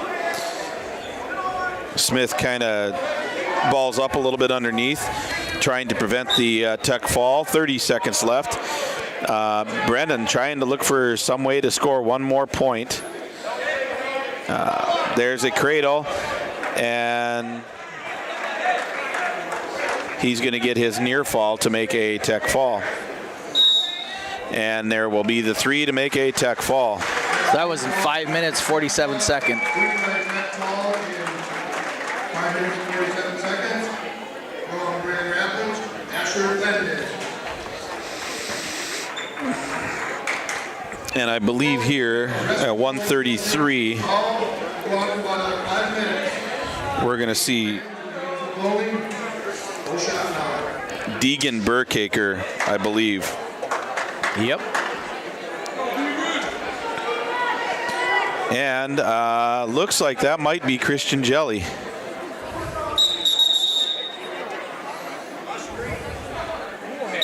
This is 1:33. This should be a match. Christian Jelly gets his 2. Aggressive wrestling from Jelly. There's a throw by for 2 for Jelly. This is vintage Christian Jelly. High speed, high velocity, throwing a lot of stuff at the opponent. And he's going to look for a tilt here. And that'll be potentially dangerous. And Jelly's going to cut him. 4-2. There's a beautiful fireman attempt by Burkhaker, countered by Jelly, who shucks him past.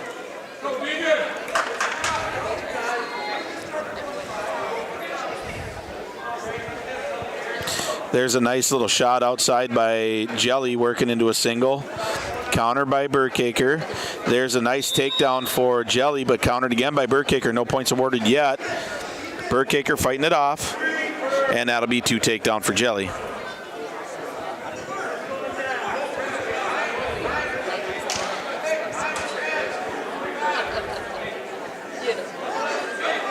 Jelly looking for, and that's going to be potentially dangerous. Is looking for a leg tilt where you almost use the leg as a half Nelson. Okay. And they've actually, it's not legal because of the amount of pain it creates in the groin and the potential for injury, but it can be effective if you can get it in. Can get it in, yeah. Crossbody right, again, vintage Christian Jelly. You know, the guy is smooth, he's technical. Crossbody right, he's a little bit high right now, but doing a good control right into a power half. Looking to try to get back points, but can't. Score 6-2, Christian Jelly with 20 seconds left in the first period. Looking again for a tilt out of the crossbody. A little bit high. Burkhaker was trying to get him a stack off the top, but Jelly doing a good job controlling. Short amount of time left here in the first. 2 seconds. And that'll be the end of the first period. Score 6-2 in favor of Christian Jelly.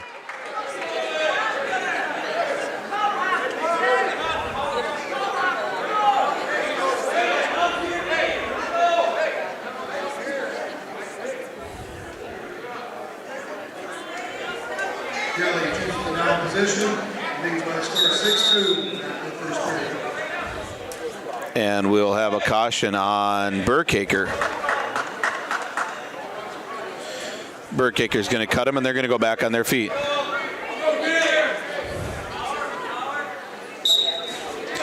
Quick snap into a front headlock for Jelly, countered by Burkhaker. Nice duck under into a takedown for Jelly. That was crazy smooth, and he's going to cut him.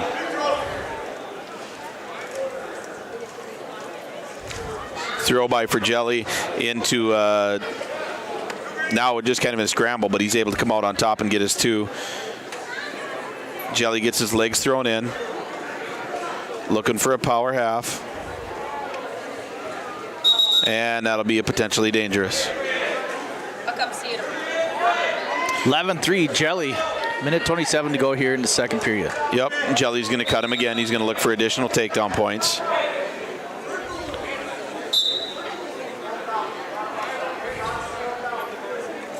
Jelly looking for an inside trip, but fails. And that was really close to him pinning himself. That's 2 takedown for Burkhaker. He actually pinned himself, but the ref wasn't quite quick enough to get around. Jelly looking to get his escape after that takedown. Goes into that duck under, countered by Burkhaker, who's now got a leg in. Jelly trying to come around. And Jelly's going to come around and get two reversal. Score 13-6 in favor of Christian Jelly.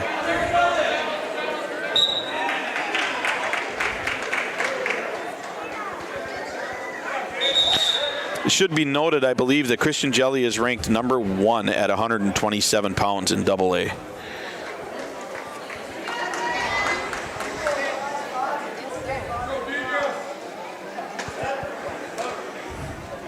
And that's at 133 or 120? I believe he's ranked at the, I'm going to look because I've got it written down. He is ranked at 127, number 1 in AA.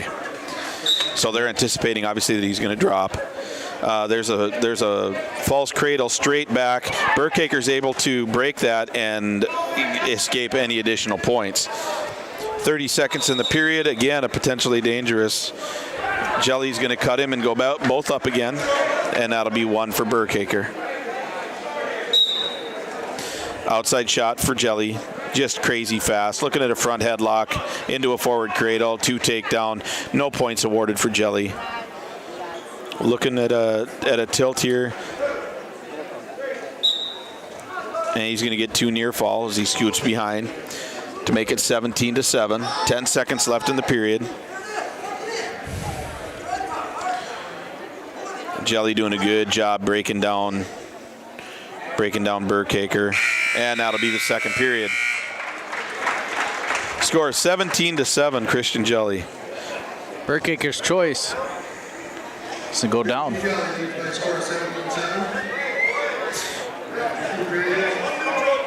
Jelly's going to cut him, put him on his feet.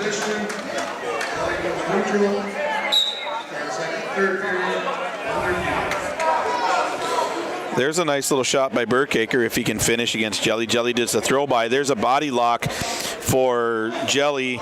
Gets the throw off of it, puts Burkhaker on his back, looking to score some more points. He'll get 3. That'll be 21-8.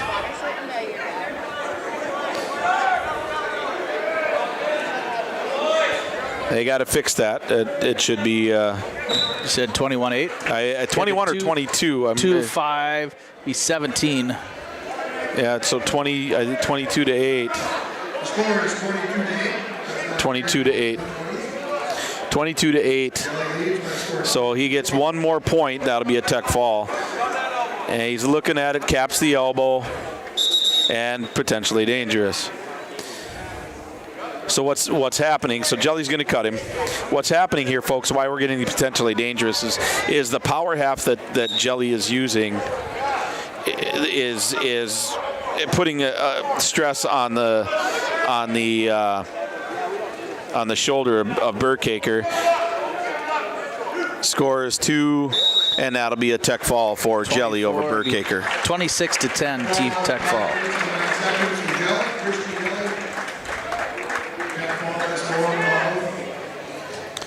Score now, team for the Grand Rapids Thunderhawks. It is 22-3. I believe that we're probably going to see Alex Lehman. I believe we're going to see here. Yep, that looks like Alex. Lehman, a state entrant last year too, I believe. I believe so.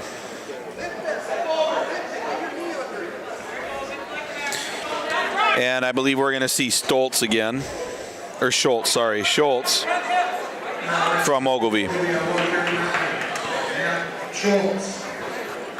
That's for 139 for Grand Rapids. Alex Lehman. And that's a quick takedown for Lehman.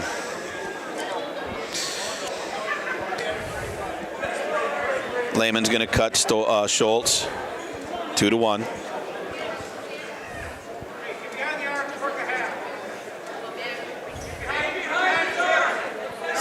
Kind of a shuck by for Lehman there. Looking for Bulldog, which he gets, and that is tight. He's going to step over and look for the Saturday Night Ride. And he's going to keep Schultz there. And that is probably going to wrap up the time for Mr. Schultz. Yes. 46 seconds. 46. Excuse me, 28-3 in favor of the Thunderhawks.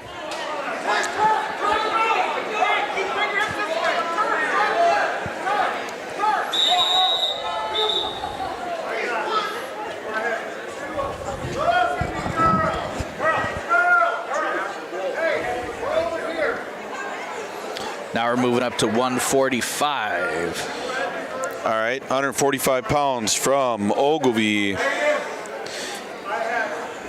At 145, it's for Ogilvie, Caden Feldy. Okay, Feldy. And Jack Wolf. So we'll see Wolf at 45. And that's a high crotch.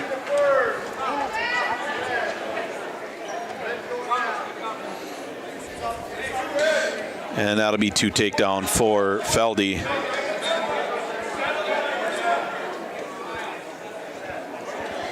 And Feldy ends up kind of getting into a who's move and gives up a reversal to Jack Wolf. Jack Wolf, an 8th grader.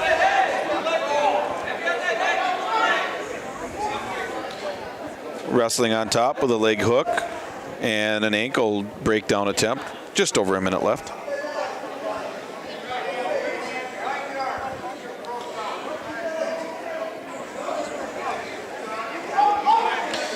Nice follow by Wolf as Feldy tries to work his way out.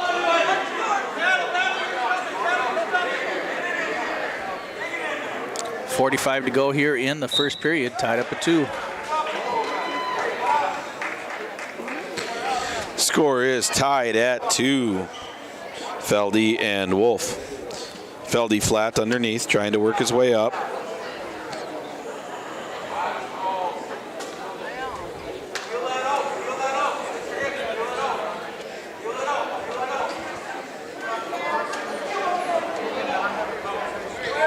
Looks like Feldy trying to work his way to his base, but Wolf just doing a really, really good job of controlling top, controlling hands, keeping lots of pressure on Feldy, showing a lot of maturity for such a young wrestler. And that'll end the first period. What do you think, Lance? Pretty tough match, tied up at 2 here at 145, but again, there's a lot of experience there in that 8th grader already. Yeah, he's pretty mature out there, so. He takes a down position and gets set. Feldy on the left-hand side. Does a good job trying to do a granny stand-up. Yep. Trying to clear his knees. Goes to that standing switch. Jeez, Wolf, beautiful switch. Beautiful switch for 2 to give him a lead at 4-2. Throws it in the half, and now he's going to drive it over. He's got Feldy on his back. And that looks really tight. And there's a fall for Jack Wolf, 8th grader. Jack Wolf. 2 minutes and 28 seconds.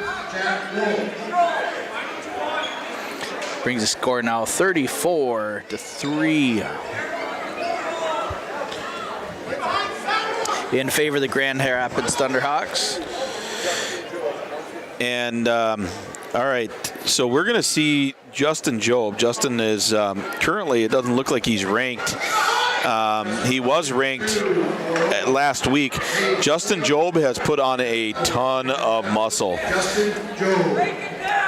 So Job wrestled, I believe, he wrestled 32 last year, and he's at 52. He put on 20 pounds of muscle. That is a big, strong kid right now. Justin Job is wrestling. I believe that is Hayden Bowling. And there's a throw by for Job into a single, which he's able to get his 2 takedown on.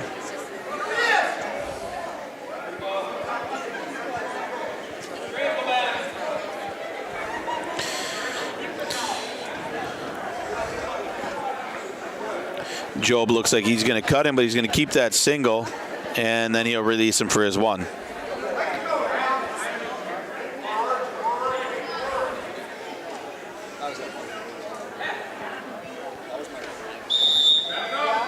Slide by for Job for 2. Fast. Stand up for Bowling, and off the mat they go.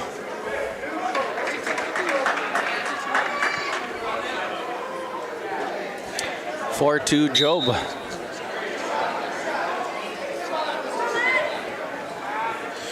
Job tries that slide by again. Bowling's able to counter it this time. Bowling looking for an overhook. Nice fireman's. He almost gets it, but off the mat they go. That was a really, really, really nice little fireman's there.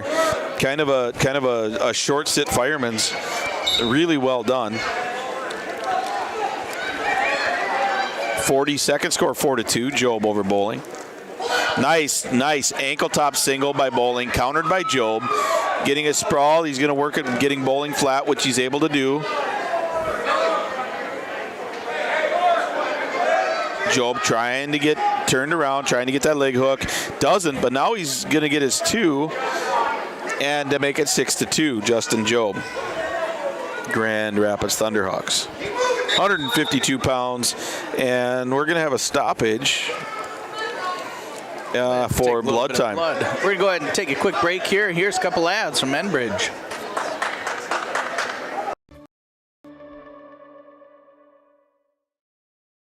It's been more than just a family tradition since 1938. Purchasing a new Ford car, truck, or pre-owned vehicle from Aitkin Motors. Family owned and operated. Aitkin Motors offers you a stress-free car shopping experience. Need an oil change? New tires? Check out the low-price tire guarantee. Aitkin Motors has a full service department with factory-trained Ford technicians. For hours, appointments, and vehicle inventory, visit AitkinMotorsCO.com. R&J Broadcasting Incorporated is hiring a full-time play-by-play sports announcer and broadcast sales representative. Duties include selling advertising time for radio, digital, video streaming, and regional cable TV. Play-by-play responsibilities include live play-by-play of local sporting events for radio, video streaming, and regional cable TV broadcasts. Wage plus talent and commission pay structure with full-time benefits package offered. For more information or to apply, email apply@rjbroadcasting.com. That's apply@rjbroadcasting.com. Let's get real. Get ready for a place that's big enough to grow and small enough to care. The University of Minnesota Crookston offers more than 35 majors, minors, and certificates. Earn a University of Minnesota degree, where you can make a difference in a close-knit community.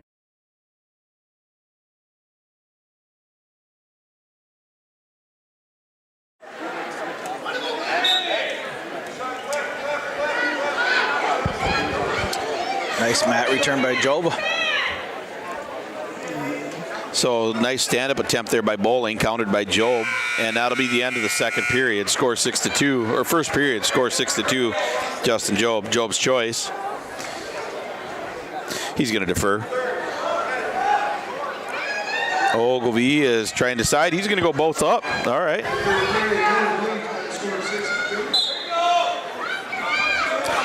Again, Thunderhawks are in the leaning mean there in 2A in the guillotine.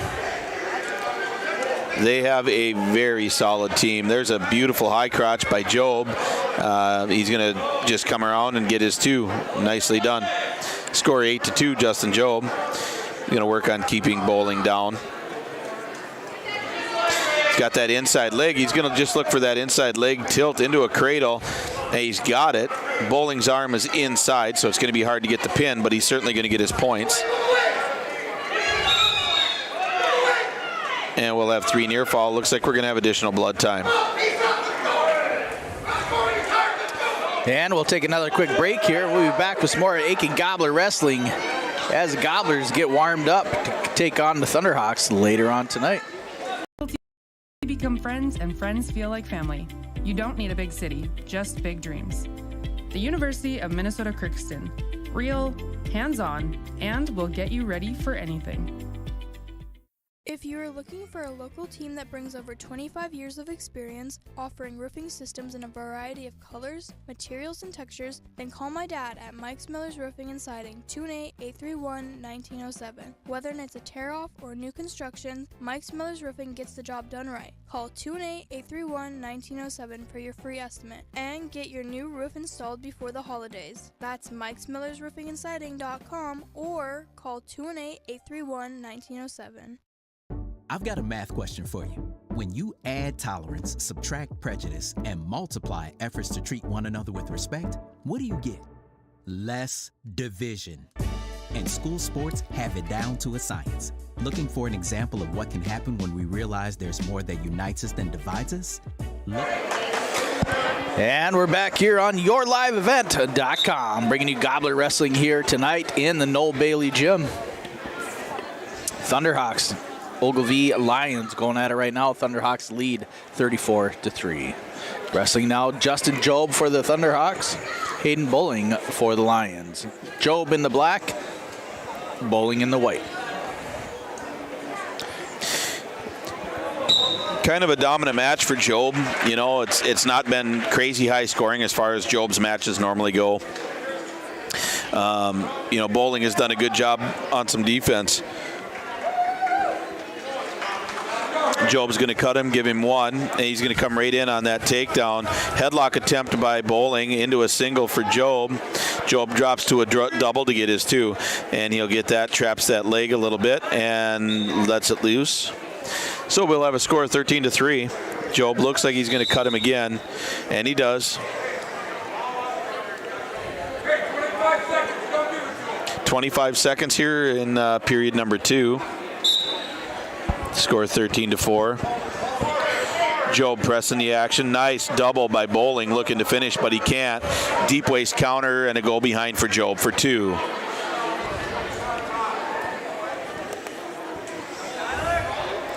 Job potentially looking for the third team technical foul here, up by 11 points at the end of the second period. So far, Christian Jelly at 133 at a technical foul, and Asher Brennan at 127. Yep. And Job's choice here going into the third period, he's going to take the bottom position. It's a caution on Bowling.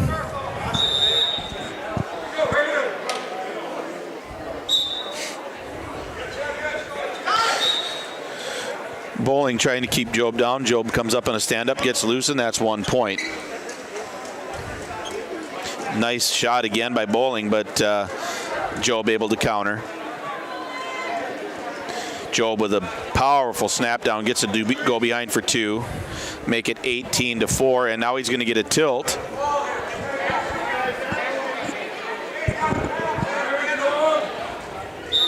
And that'll be it. That'll be a technical foul in 4 minutes and 32 seconds. 18-4. Take it back, it would have been 23-4.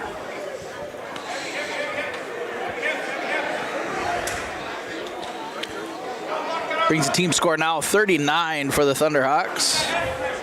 3 for the Lions. John, I talked to the new head coach, Greg Hills, earlier tonight, and hopefully he'll be able to make it up and get on the air with us here. Yeah, it'd be nice to have a conversation with Greg. He talked about, at the end of the Hibbing match, he said, you can't win them all unless you win the first one. So doing a good job here as the new head coach. Grand Rapids wrestler in early on a takedown here. I believe this is Simon Sisko.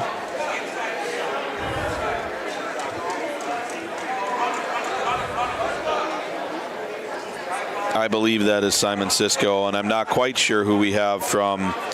I think this is Huffstedler from Ogilvie. Looks like it says Ritter on the back of the singlet there. Said what? Ritter. Okay. And I don't see a Ritter on here.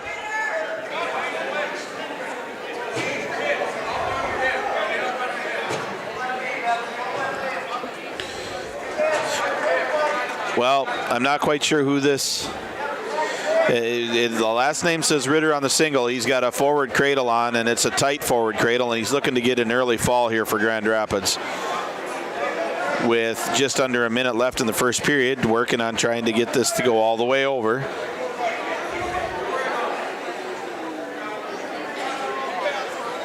And he'll get 3 near fall. Has a very deep bar in, looking to run that bar.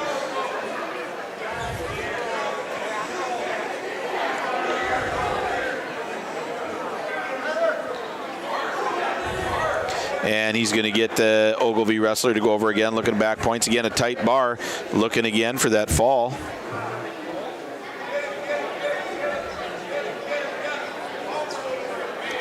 Ritter trying to sweep that head. 15 to go here in the first. So that is Ritter. I guess I'm not sure which Ritter that is. And he is up 8-0 over, I believe that's Hofstedler.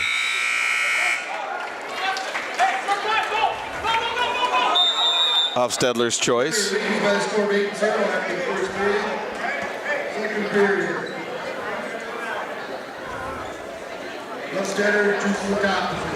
Yep, Hofstedler and Ritter Huffstedler riding on the left side.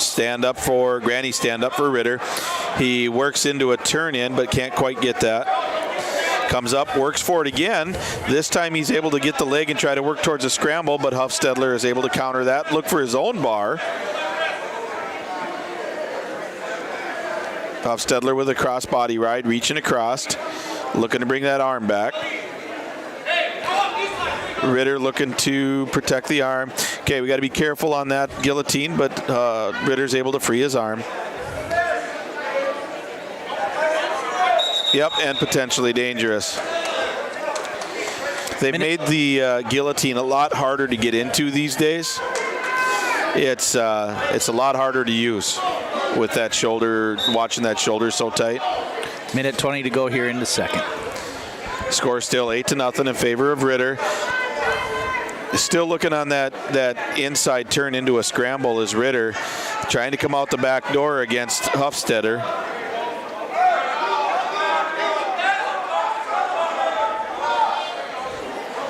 Looking to come out the back door. He's got the high side. Normally in a scramble, if you have the high side, you win. He's looking for a cradle, but he's on his back, and he gets caught on his back, and that'll be too near fall for Huffstedler. Now he's looking at a crucifix. Can't get it when Ritter's on his knees. That's going to be real hard to do at this level.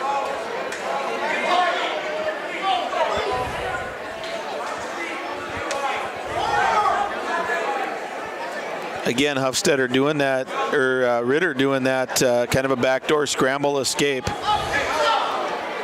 Again, normally whoever's high side gets that. He looks for that. We call it an inside cradle because your leg's on the inside. It's kind of a dangerous move, but he tried for it, didn't get it. 10 seconds left in the period.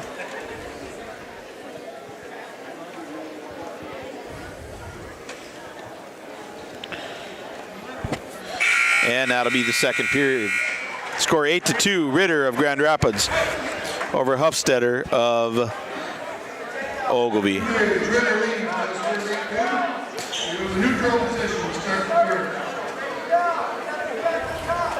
Ritter takes neutral and on their feet. Nice shot from Huffstedler, but that just goes into a go behind for Ritter.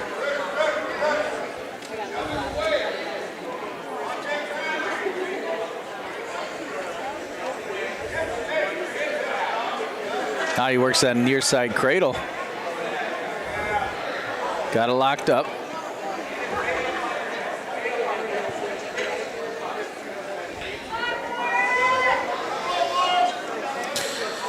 Yeah, if he walks that forward now.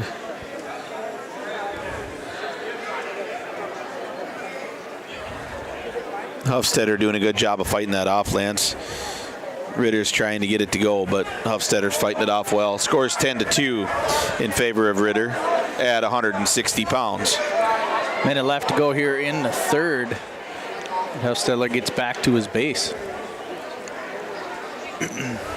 Trying to work on hand control from underneath there and just not give up any more points, but you know, if he could get an escape, it'd save a bonus point. I mean, I know that Ogilvie is out of it, but it's always good to keep that in your mind about dealing with those bonus points. You know, if he could get the escape or reversal to prevent that bonus point, that'd be good practice. Be conscientious of that. Ritter with a nice cradle on, looking to bring it back. And he does. Again, it's a false cradle. That inside shoulder is up.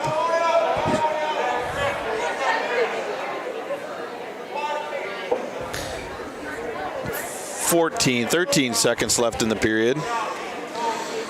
13-2, Ritter.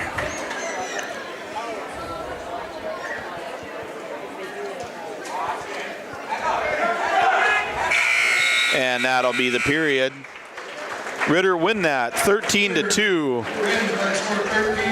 over Huffstedler from Ogilvie. With that major, it'll bring it 43-3. Aitkin math. Yeah, we round it. It's about the same as Staples math. Yeah, pretty much. Yeah.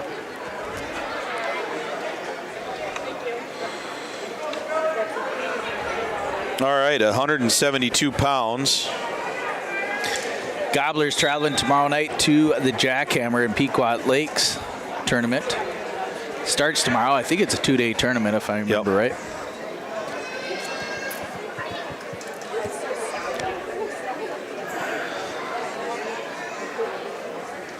We will not have any coverage of that tournament. For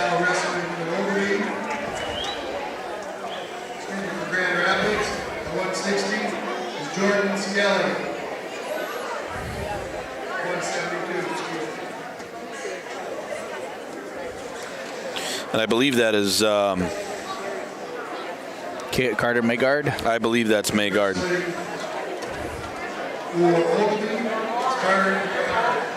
Yep, Maygard. So you got Skelly and Maygard. Skelly has a deep bar in on Maygard. We remember Maygard got that nice lateral drop on Cole. Yep. But now he's in a bar with Skelly on top. That's a very tight bar. He's just settling back, trying to sweep the head of Maygard.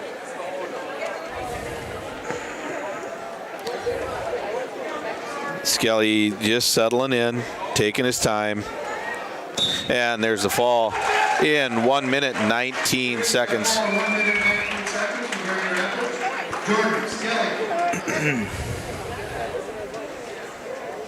Brings it 49-3 in favor of the Thunderhawks.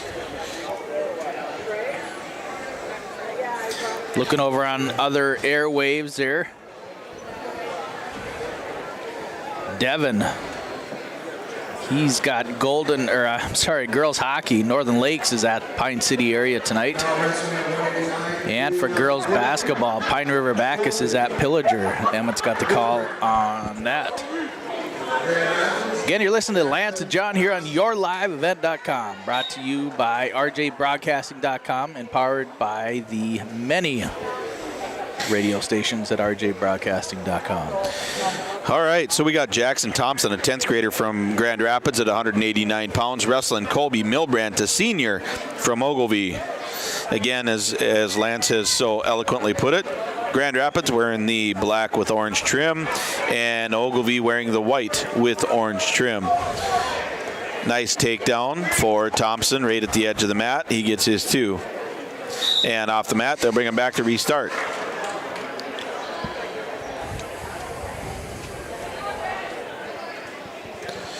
Milbrandt wrestled against Texas Walker Jones and got pinned in the 3rd period in Walker's cradle.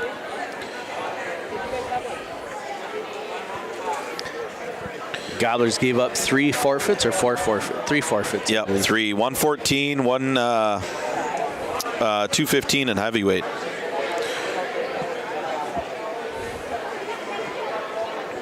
All right, kind of a slow progressing match. Milbrandt kind of hanging out down there. Milbrandt works up to his base, tries to do a sit and switch, can't quite get there. Thompson doing a good job controlling on top. Hand control for Milbrandt underneath, got his head planted on the mat. Looks for a side roll, can't get it. Thompson doing a good job maintaining pressure.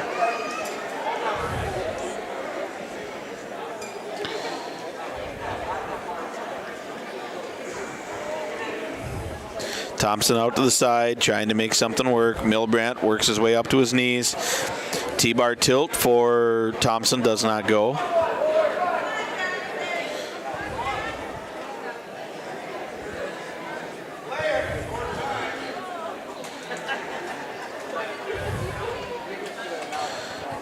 Thompson works into a crossface, trying to bring that cradle in, and he cannot do it at the end of the 1st period.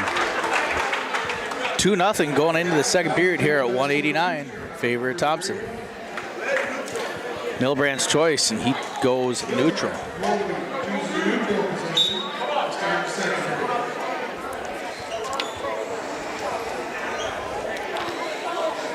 Snap down for Thompson. Russian tie for Milbrandt.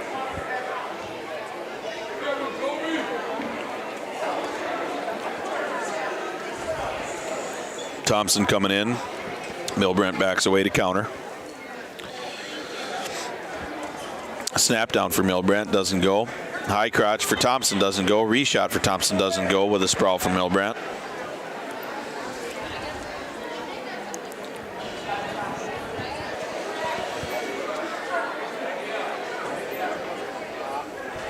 Slide by for Milbrandt, no go. A little over a minute to go here in the second period. A little bit slower matches as these guys get up in the heavier weights here, John. Oh yeah, things slow down. And it's the second match of the night for Ogilvie, so they're a little more winded, a little more tired.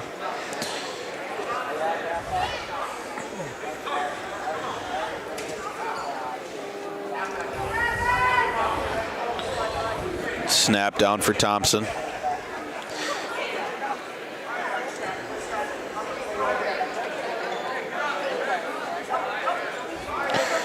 Russian tie for Milbrandt, looking pressure, but Thompson's got good head position and he's able to separate. Nice shot for Thompson, countered by Milbrandt.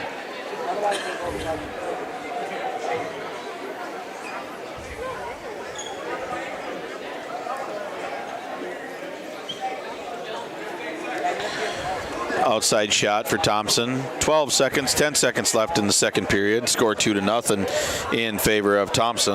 That early takedown in the first period.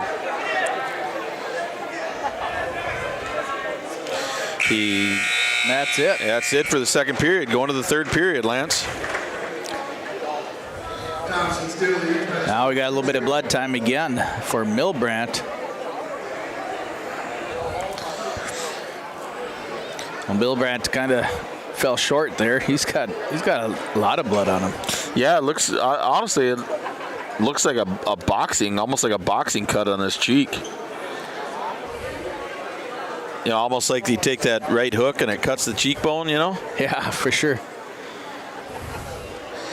I wouldn't know anything about that firsthand at all, but okay. Yeah. I tell you what, I know you lip off to your wife at all. Oh yeah. She'd open it up on you. Oh yeah. I've said for years that I will go 10 rounds with 6'2" and 300 pounds before I'm going to mess with my wife, who's 4'10" and a half. I better say half, and 115 pounds soaking wet. Yeah. Oh, nice. Well, she's tough as nails. Oh yeah, for sure. For sure. She's sitting right next to me, but she doesn't hear what I said, which is probably a good thing, or I'd pay for it later. He probably still will. Yeah, I'll pay for it. Put it on later. the check. Yeah. Put it on the check. So as they're working on cleaning up Milbrandt, I don't know how he would have gotten that kind of a cut. It's actually low on the cheekbone, but high on the cheek, so it's right under the base of the cheekbone. I don't know how he'd get that kind of a cut if it was a headbutt or what could have caused that. Yeah, either that or just a pimple that popped. You never know. I don't know. That'd be a pretty long pimple. That's gross. That's gross. 2-0 here going into the third period. Thompson leads in the down position. Milbrandt changes sides. Working into that ball and chain a little bit, loses it. Now he's working on the head lever on the right side. Thompson pretty good with his hips. Trying to fight it off, get his arms back.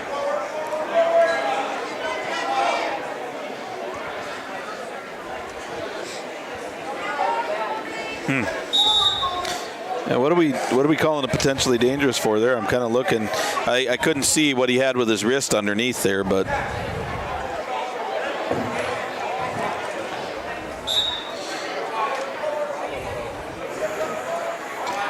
Thompson trying to inside switch, but minute 30 to go here in the third. Grand Rapids Thunderhawks lead the Lions here 49-3. It's just an indicator. Grand Rapids is a really, really, really strong team, and maybe potentially could be underranked in the guillotine. As we're talking, Thompson gets an escape to make it 3-0. being lean and mean in the AA team rankings. They are solid from start to finish all the way up. With a solid group of young men on the mat. Gobblers are in 2A in that section with them last year, and they dropped down to single A this year. Yeah, the Grand Rapids, they've got a fantastic coaching staff, a good mixture of some young guys and some old guys. They've got a strong team. Milbrandt looking for a takedown, but he can't get it. Thompson's able to turn in with 25 seconds left, looking to try to get a takedown to kind of secure things, and he gets it with 2 takedown at about 15 seconds left. 5-0 Thompson. And I'm going to guess that that's what we're going to see is a 5-0 win for Thompson over Milbrandt. 51-3 in favor of the Thunderhawks. Coach Schauer comes over to the table. Now we're moving up to 2:15. So these matches up here can either go really fast or not so fast. That is, I believe, Joe Berg. Yep, Joe Berg for the Thunderhawks. And Braden Moley, or no, Thomas Molin. Thomas Molin for Ogilvie. A little bit of crashing and an underhook. A little more energy here with these two big guys at 2:15.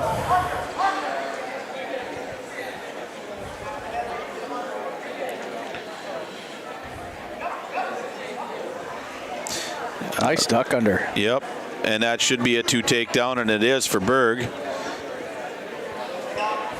Trying to get him broke down. He does get him down to his knees.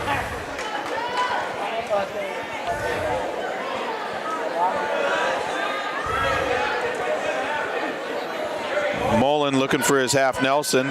At this weight, that is difficult to be able to fight off.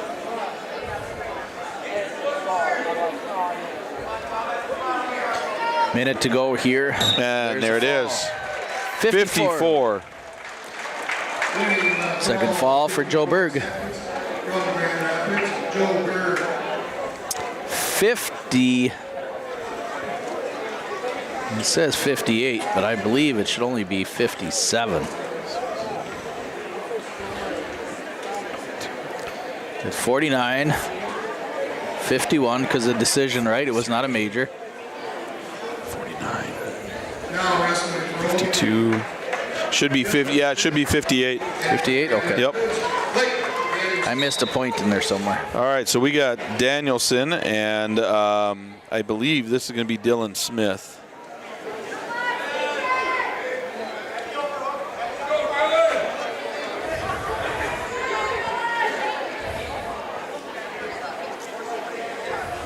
But I couldn't tell if it was Smith or Hoffman.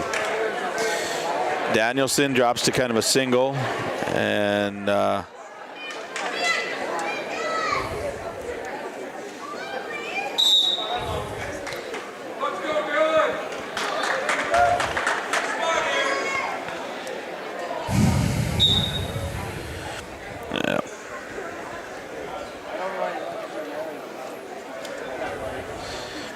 A little slower here. We got each guy.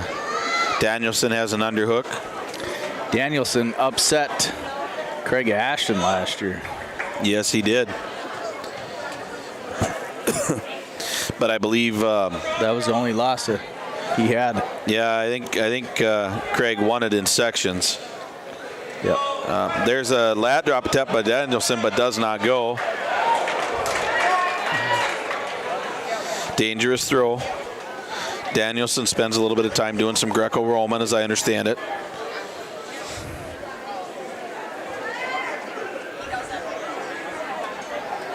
.35 to go here in the first. No score at heavyweight. There was an overhook attempt throw by, I believe this is Dylan Smith. No score there. Crashing an underhook from Danielson. Ogilvie works into the underhook, and then they separate. 12 seconds, 10 seconds left in the first period. Body lock for Danielson, looking to go straight back. That was a beautiful throw attempt by Ogilvie, not able to get it. Right in the middle of the mat, and that'll be no fall.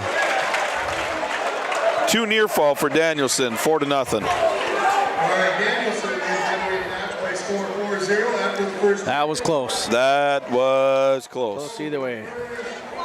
Danielson takes a down position.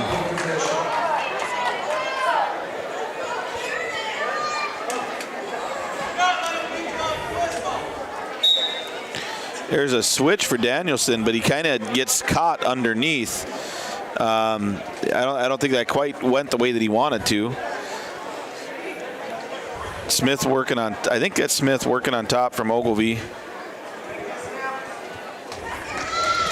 Danielson trying to work his way up. Yeah, senior Dylan Smith for the Lions.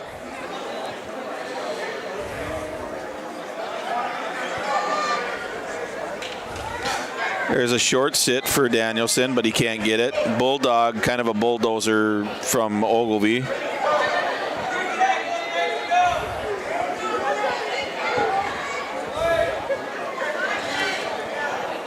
Kind of an interesting breakdown from the Ogilvie wrestler. Well, he breaks it down, minute to go here in the second. Yeah, that's not really where you want to be, flat on your stomach under those big guys. Oh, Smith has got to try to get him turned here as he's losing 4-0. Yeah, either that or he's going to have to cut him and look for a 5-pointer or something. There's the side roll from Danielson, succeeds. He'll get 2 more. I think that's in the book of heavyweight. The old side roll? Yeah, the old school side roll. That was one of Bailey's favorite moves he'd teach everybody. And that'll be 1 point for Ogilvie.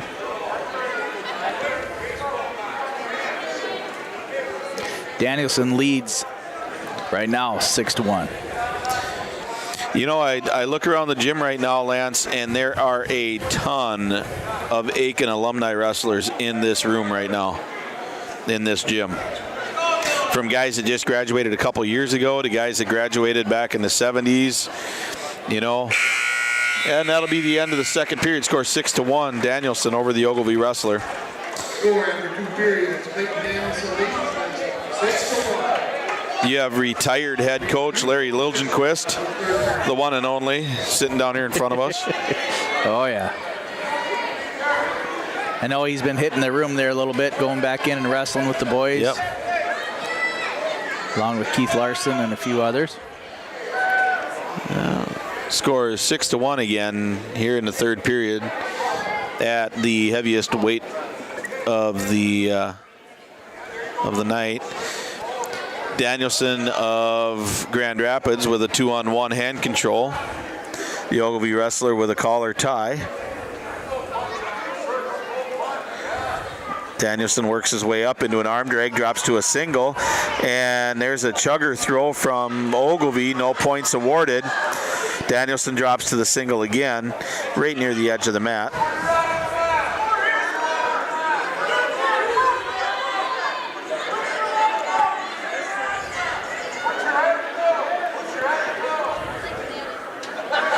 One minute left and a stalemate. They'll come back to their feet. Smith a little bit slow to get up. Yep. I think they're both a little bit gassed right now. Early season, be going this long and this hard. 2-on-1 again for Danielson.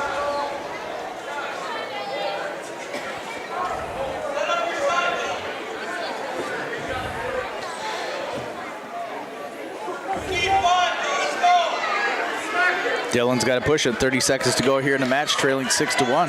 Yep. He's got an underhook, overhook. Now he's got the head. You know, Danielson doing a good job playing defense here. 2-on-1 hand control again. Overhook for Smith. Danielson looks at the clock, 15 seconds. There's a throw into that's kind of just a slide by for Danielson to finish the match with 2. 8-1, Danielson will win over Smith. Here's the final score, 61-3. Grand Rapids wins the duel by a score of 61-3. We're going to take a quick short break. We'll be back more Aitkin Gobbler Wrestling coming up here on YourLiveEvent.com. Sports in Minnesota.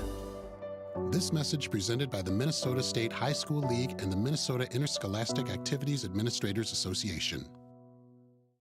Every Wednesday night at 7, watch the YourLiveEvent.com Coaches Show presented by the Hillsborough Economic Development Corporation. Stay up to date with the latest goings-on in the region, as we'll hear from area coaches in North Dakota and Minnesota. Plus, we'll highlight area high school seniors and their achievements in the classroom and on the court with our Senior Spotlight. That's the YourLiveEvent.com Coaches Show presented by the Hillsborough Economic Development Corporation, Wednesday nights at 7 on YourLiveEvent.com. Welcome to Aitkin Schools. Our mission here at Aitkin Public Schools is to empower our students to be lifelong learners and citizens by maximizing community, staff, and parent involvement, all while learning in a safe environment. Our students take pride in being gobblers and are supplied with the facilities and tools necessary to achieve our goals of student success. For more information, visit home.isd1.org. We are ISD1. Go Gobblers! It's been more than just a family tradition since 1938. Purchasing a new Ford car, truck, or pre-owned vehicle from Aitkin Motors. Family owned and operated. Aitkin Motors offers you a stress-free car shopping experience. Need an oil change? New tires? Check out the low-price tire guarantee. Aitkin Motors has a full service department with factory-trained Ford technicians. For hours, appointments, and vehicle inventory, visit Aitkin Motors CO.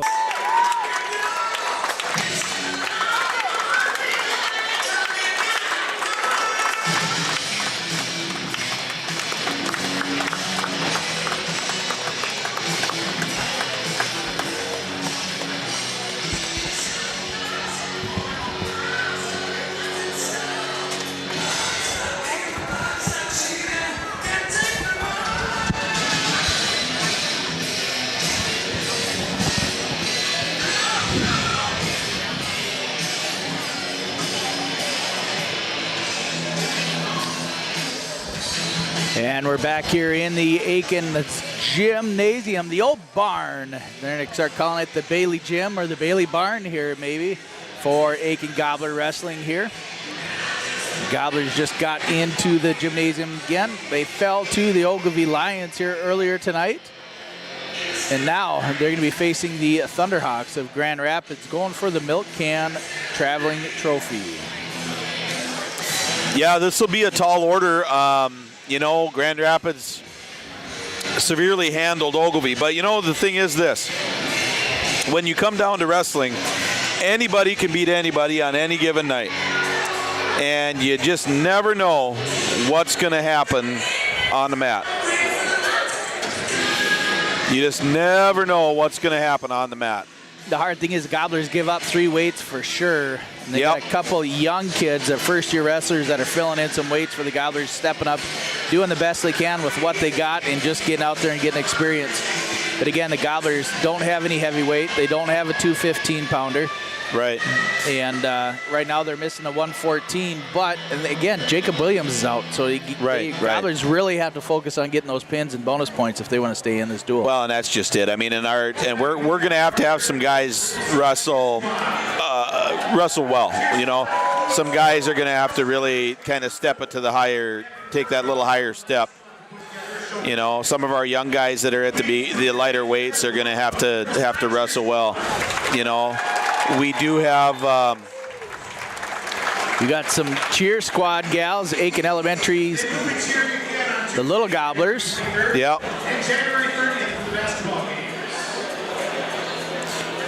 We we do have some young guys that can wrestle 114. You know, we've got young Carson Crane but he's a 7th grader, and that's a big step up, in competition, especially throwing him out there against, some of these guys that are real seasoned. Mashheimer from Grand Rapids. Well, he's a 9th grader. That kid's got a ton of mat time. Tough kid. We saw him wrestle. Hdoba from Ogilvie 3 periods.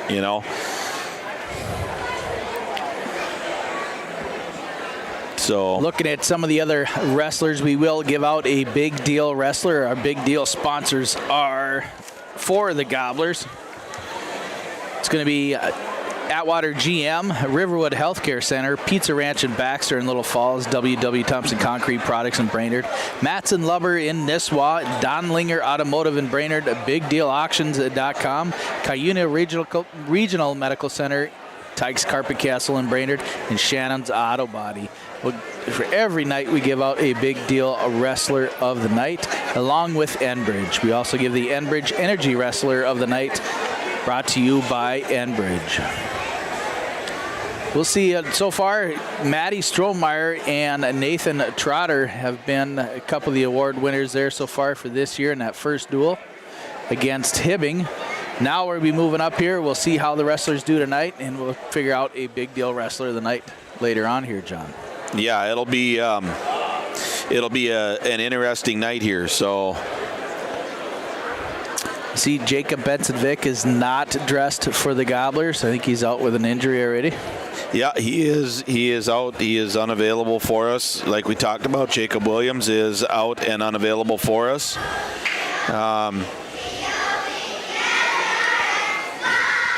There we got the young cheerleaders for the Gobblers.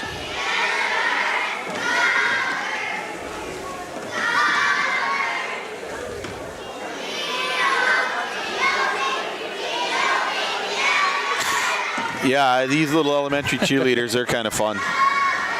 Yep, with their pom-poms and cheering. Yep.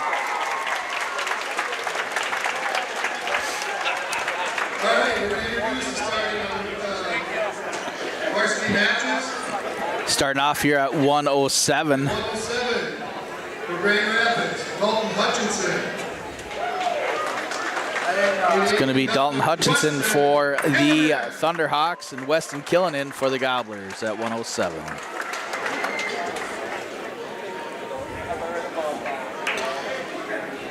At 114 for Grand Rapids, Ben Mashheimer. Mashheimer at 114. Aitkin will be open. We're going to be open for the Gobblers. 121 for Grand Rapids, Joe Selly. For Aitkin, Andrew Hutterlick. Andrew Hutterlick for the Gobblers. Joe Seeley for the Thunderhawks. At 127 for Grand Rapids, Asher Lenden. For the Gobblers, Asher Brendan for the Thunderhawks. It's going to be Jace Byrne, a 9th grader for the Gobblers. Or Stroh. For Grand Rapids, Kristen Jelly. Or Madeline Strohmeyer. Gobblers, Noah Rutger. 139 for Grand Rapids, Alex Lehman. For the Gobblers, Jackson Klein.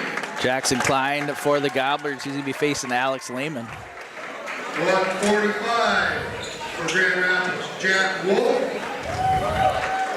And for the Gobblers, Nathan Trotter. Nate Trotter at 145. 152 for Grand Rapids, facing Jack Wolf. 152 for the Aitkin Gobblers, Garrett Trotter. Garrett Trotter is going to be at 152. 160 for Grand Rapids, Warren facing Connor Keith. For the Aitkin Gobblers, Kenny Erickson. 160 is going to be Kenny Erickson for the Gobblers. Jordan Skelly for the Aitkin Gobblers. Walker Texas Jones. The 172 facing Skelly.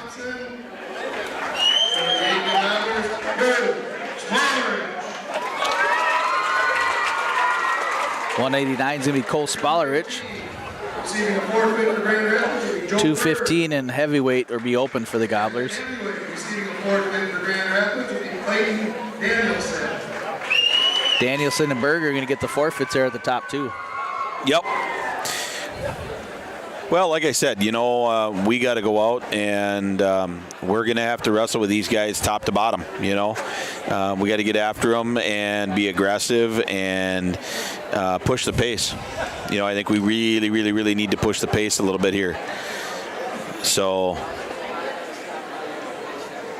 we'll see what happens. It's always a match when we come out against these guys from Grand Rapids.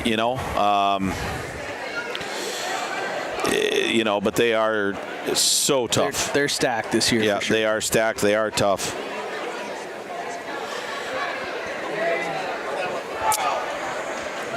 All right. Well, without further ado, we're going to see Dalton Hutchinson and Weston Killinan. Starting off at 107. Weston definitely, his frame has definitely filled out since last year. Rolling around at a little over 90-some pounds, having to drink 3.5 gallons of Gatorade to make weight.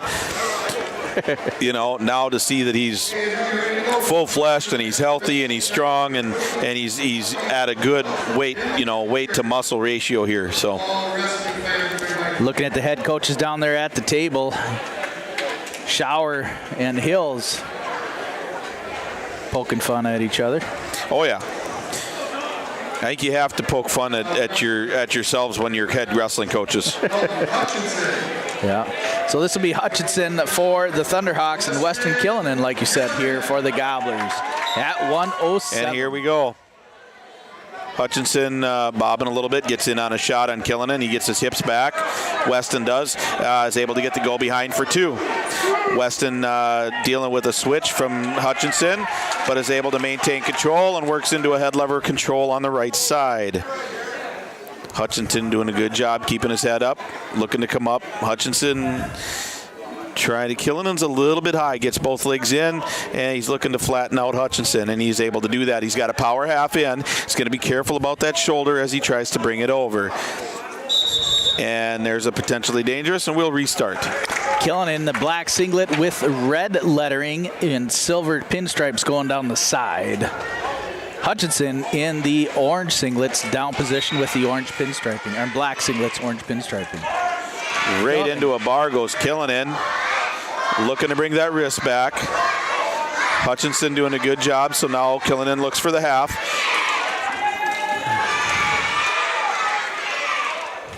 Killinan circling around behind, staying back.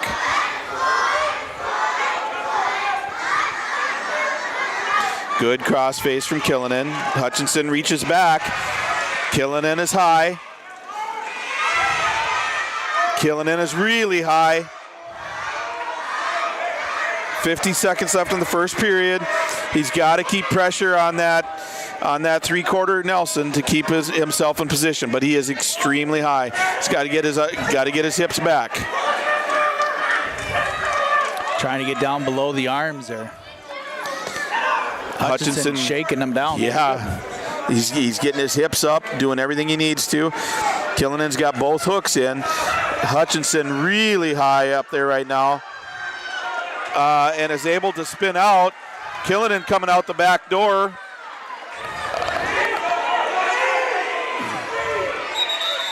Yep, and they're going to call it potentially dangerous. I don't know if they're going to award it before he got loose or not, and they did not. So Hutchinson is going to be down.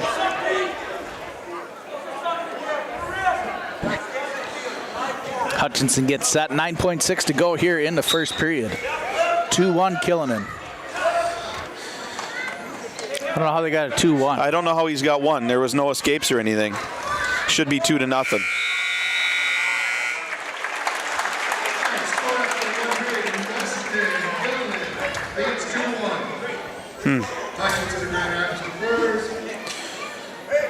Killinan's going to take neutral.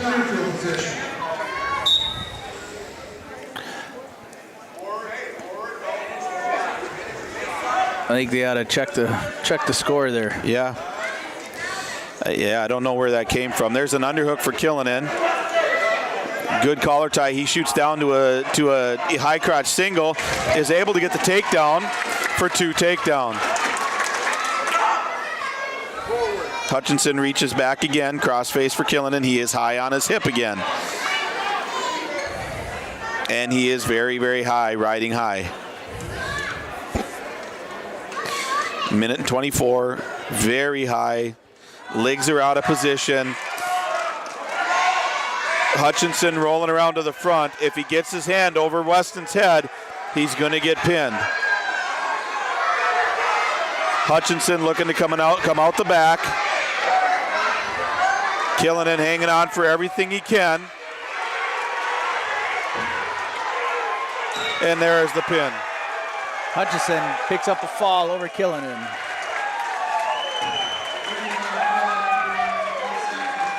Fall in a minute, 3 seconds for Hutchinson.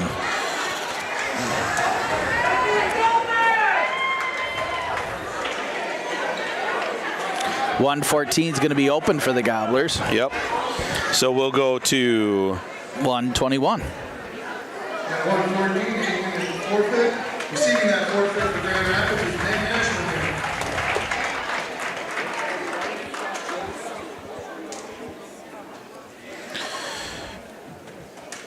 And we are going to see Skelly. Or Seeley, I'm sorry. Seeley. Yep. Hutterlich and Seeley. Seeley won his first match against the Ogilvie wrestler also. Hutterlich comes in with a hard collar tie, staying low, hands are in, elbows are tight. Nice double shot by Seeley. And he will get a 2 takedown. Rolls around to the front right away, kicking that leg in, looking for the Bulldog. Actually, he's looking for and gets Spladle. A Spladle. Hutterlich is able to come out of it, though. 2 near fall on that Spladle for Seeley. Seeley looking for it again and gets it.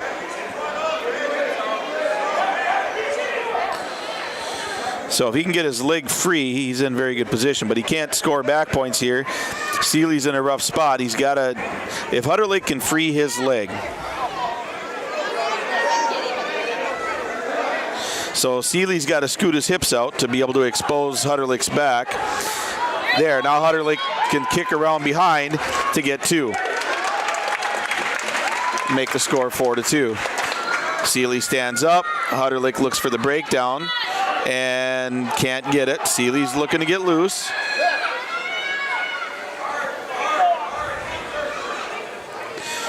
Big power half for Seeley to come around to score 2 on the takedown. Not yet, but looking to come around. And he does. Right into a crossface cradle is Seeley. And he's got that very tight.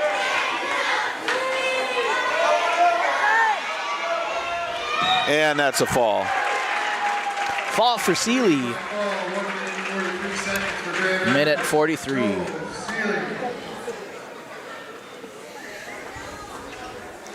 (16, 17, 18 to nothing. And we're going to see Stroh coming out against Brendan. Madeline Strohmeyer facing Asher Brendan. Brendan, a junior for Grand Rapids.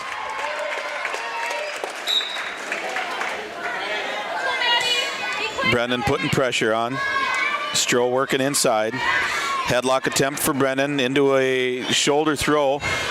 Stroh trying to free herself from that whizzer. The very tight whizzer, and he's able to bring Stroh over on that with that whizzer toss. 2 takedown. Now he's going to look at a sag bar.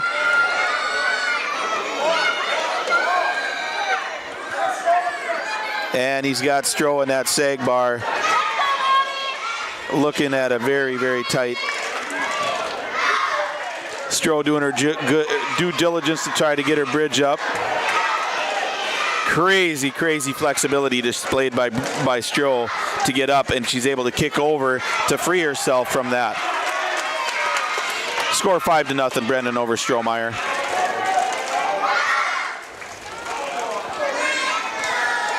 Brennan with the crossbody into a cradle.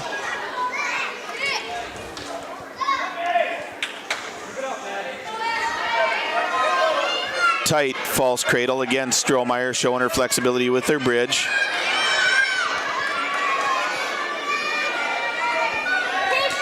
.41 to go here in the first period. Stroh fighting off her back. Stroh trying to fight out of it. She has to keep that inside shoulder up, but she let it drop.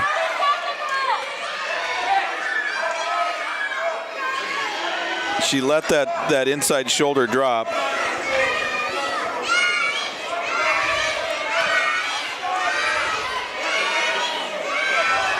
Stroh doing a good job keeping it up, and she's going to give up 3 near fall, but not the pin with 10 seconds left. And there's another crossbody into the cradle for Brendan. And that'll be the first period. 11-0. Brendan leads Stroh. Leads by a score of 11-0 after the first period. Red chooses the top position.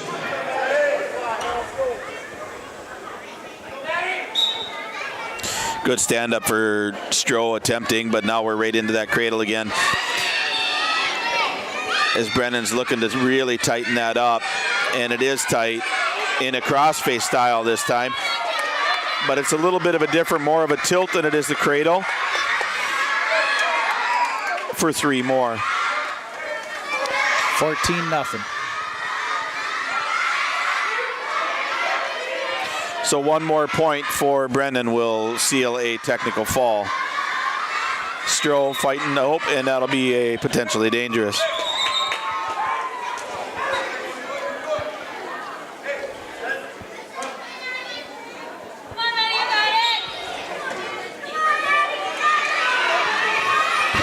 Stroh trying to stand up, but there's another cradle on behalf of Brendan.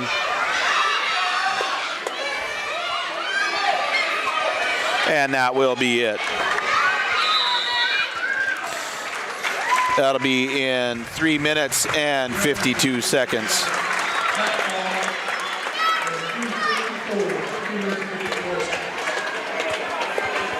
Bring it 23-0 in favor of the Thunderhawks. All right. And we're going to see Christian Jelly coming out here at 133 pounds. And Noah Rucker. Again, Jelly ranked number 1 here in 2A for the Thunderhawks. That's a fast duck under for Jelly. There's a good escape for Rutger, and there's a shot attempt by Jelly. Jelly does a cartwheel over top into a takedown for 2. Jelly into a crossbody ride, looking for a power half against Rutger. He steps away. And another duck under, countered by Rutger this time. Rutger sticking with him here. Arm drag tie, tight against Jelly.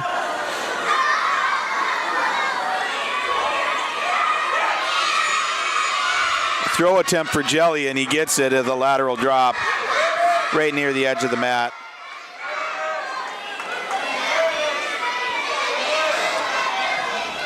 Rutger fighting off of his back. Score is 6-2 in favor of Jelly. Jelly working towards keeping Rutger's shoulders on the mat. Rutger fighting off his back. Jelly sagging, catching that arm. Jelly's going to step across, trying to keep this going. 53 to go here in the first period. Saturday night ride for Jelly.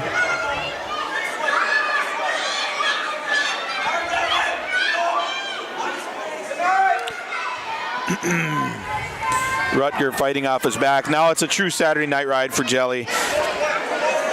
And I've never seen that, but okay. Jelly trying to elevate Rutger's head, using the shoulders for leverage. I guess whatever it takes. Rutger fighting off his back, and he does.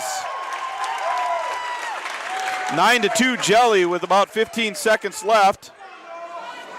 Rutger going to be down. Rutger trying to come up and score a point. Crossbody for Jelly.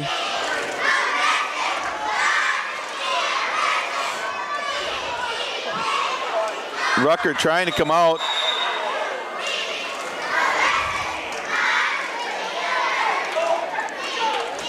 .8 to go here in the first period. 9-2 Jelly.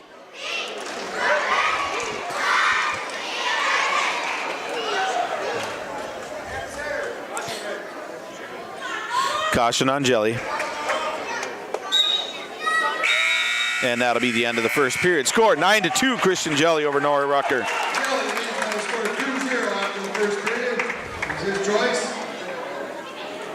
Jelly's going to go down. Okay.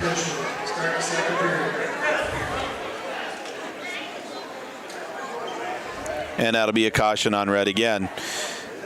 One more on Jelly, and that'll be a point for Rutger. Quick stand up on the whistle is Jelly. Just crazy fast. Another lat drop, and he gets it against Rutger. Looking again for that top ride. He's going to arch. He's going to elevate again with that Saturday night ride. This is so tough to fight out of. Rutger did it last time, but it is so tough to fight out of. Got a long time to go. Yep, that's an illegal hold. That's a headlock without an arm, so there's 3 near fall, but it'll be an illegal move. 1 point for Rutger. Jelly with the smile on his face.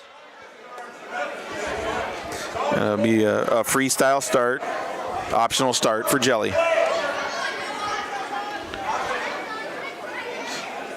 It's another caution. Now, if that's a caution, that should be 1 point against Jelly. If that's the third caution, 1 point green for Rutger.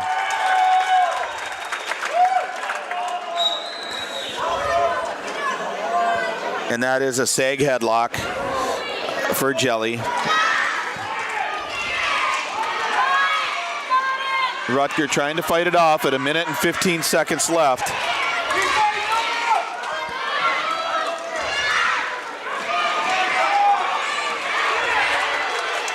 Rutger trying to come out and does. Jelly trying to roll and scramble. Rutger fighting it off. And Jelly's just going to cut him loose.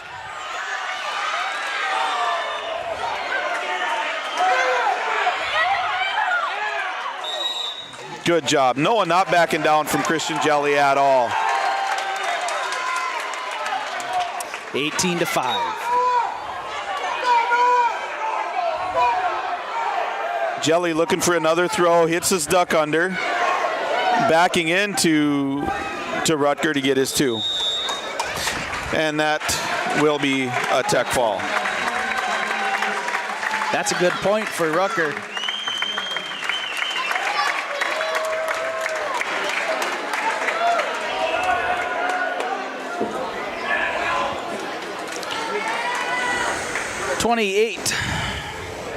Yeah, 28-0. Thunderhawks over the Gobblers. Alex Lehman. And for the Aitkin Gobblers, Jackson Klein. Here we go, 139. Alex Lehman faces Jackson Klein here in the Old Bailey Gym. The Old Bailey Gymnasium. Jackson mat check. Your stuff, Jack!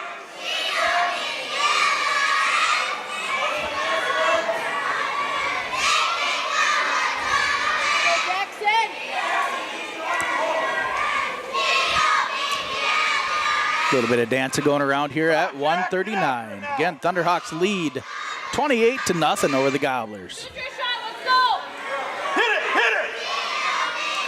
Lehman on an arm drag, drops down to a single, changes to a double. Potentially dangerous. They're going to stop and restart. Come on, Jack! Be aggressive! Be aggressive! Go at him! Go at him!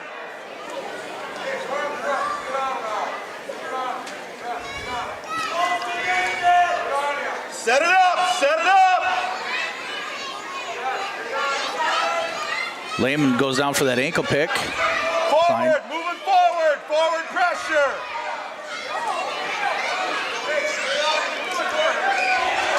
Back to the center, 59 to go here in the first. Klein goes into a single. Lehman feeling that leg. And they break free, 48 to go here in the first, no score.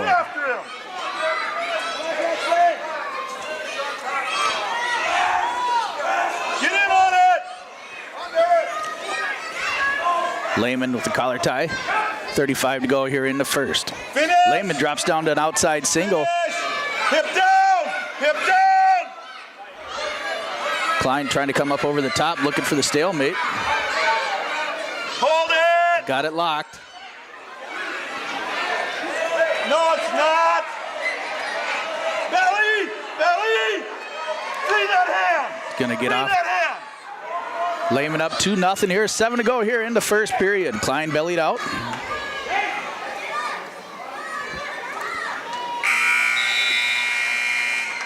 And after one, 2-0 Lehman. Don't let him have those hooks. Don't let him have those hooks. Klein's choice. After one period, Alex Lehman. He's gonna go neutral. Going into second. Get after it.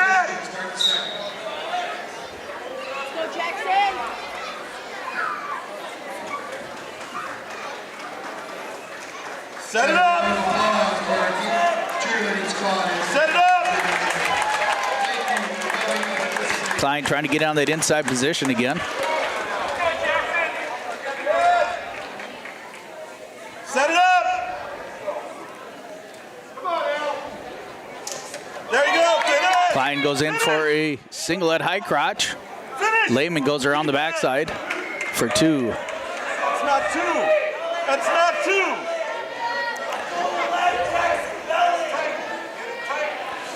Oh, Jack, that's good. Lehman rocks into the walk-up, stand-up near side cradle.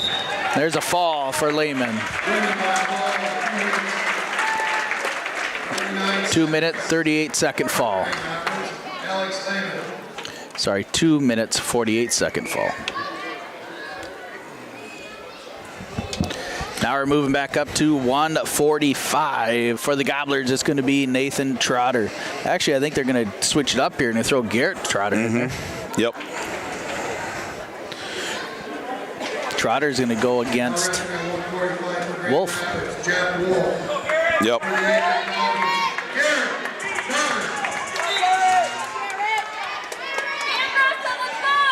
Trotter, an 8th grader for the Gobblers.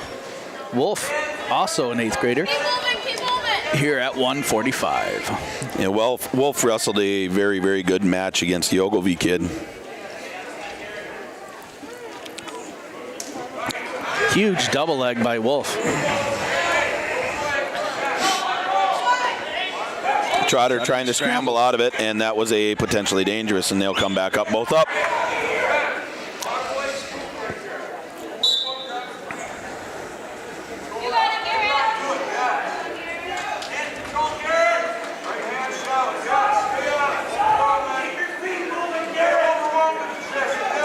Beautiful high crotch into a top angle single by Wolf. Trotter still trying to fight it off.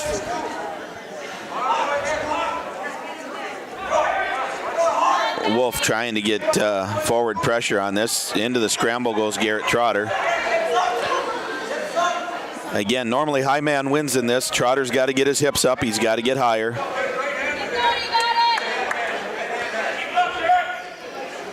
And Wolf looking to scoop head, trying to come around. Trotter trying to come around. Trotter trying to get his hips out. Yeah. 42 to go here in the first. He's got to keep that hand. He's got to keep that hand. If he can throw it over his head and roll through on it, that could be a guillotine, but it's really, really tight. He's just got to roll with it hard. Roll hard with it and elevate that leg. Go hard with it. And he can't quite get there. Now he's in a little bit of a caught position. He can't award 2 on it, but Garrett can pin himself. I don't know how he's awarding 2, but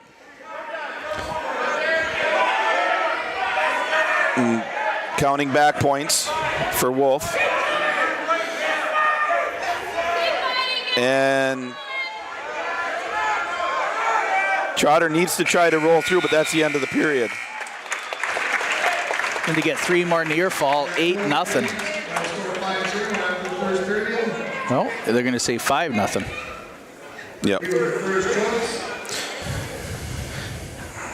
Trotter takes a down position going into the second.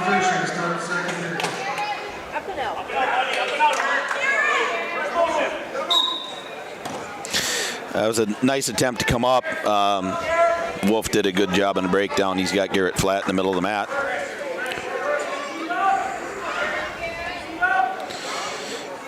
Aggressive power half by Wolf. Trotter's trying to come up, trying to break that grip.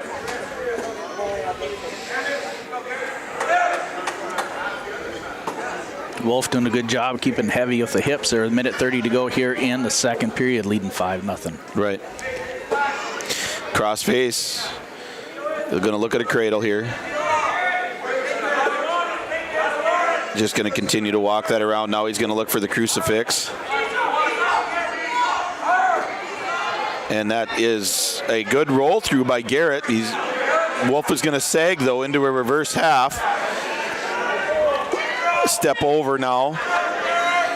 Trotter working to keep that shoulder up. And Trotter's able to roll off his back. 3 near fall, 4 Wolf. 8-0.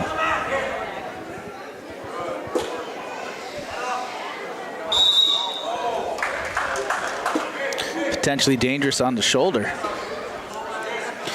I'd like to catch this official and see why he is calling that. He's calling it consistent every time, but it doesn't look like it violates that rule. My understanding is you can't push it forward. You got to keep it at a 90 still. They changed it up a little bit this year when I was talking to Hendrickson. Okay, so that shoulder, if that shoulder comes up towards the head. Yep. I see. Go up towards the head, but if it breaks the plane and gets into that 90 or past the 90. I see. Okay. That's a deep bar by Wolf. Deep bar by Wolf, trying to turn the corner, steps over Trotter's head, is able to keep that arm, and it's tight. He sags back. Short amount of time, he's got to keep his shoulders up. And he got saved by the buzzer. 11-0 in favor of Wolf. Wolf juicing top position. Start the third period.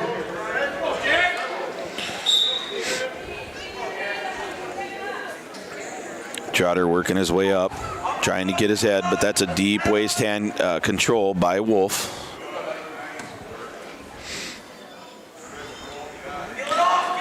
Deep cross face again.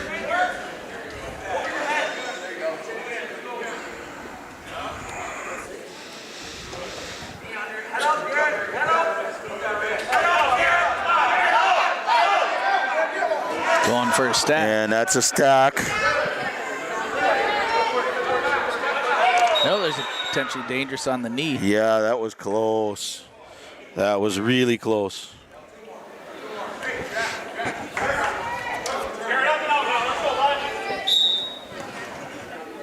Garrett leaves that arm behind. Wolf working on that wrist. Yep, 13-0, 2 more points, and that'll secure the third tech fall for Grand Rapids today. 1 minute left in the period. Wolf looking for a crucifix, now for a cradle. Garrett trying to fight off this tech fall here.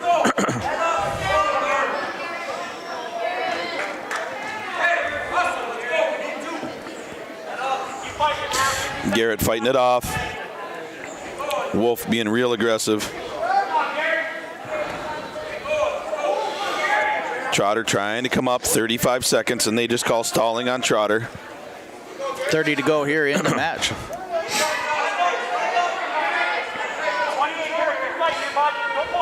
Good counters and good ground wrestling by Trotter here. Trotter trying to come up to his base, clears hips. 15 seconds. Trotter trying to come up, gets up to his feet.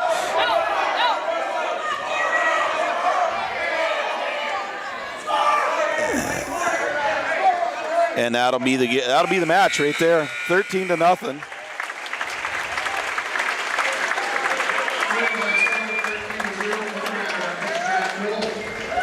Shutout for the Thunderhawks so far. Yeah, 38-0 in favor of Grand Rapids over Aitkin.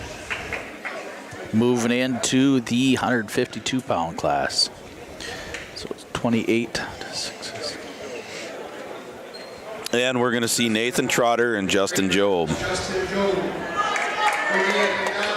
Nathan Trotter. This might be the matchup of the night. It really could be. Again, Job put on some pounds this year. Yeah, he is really beefed up. Hand control for Trotter, snap down for Job. Go behind attempt by Trotter into a double, or by Job into a double. And that was a really intense back bend for Trotter by Job. That'll be a 2 takedown.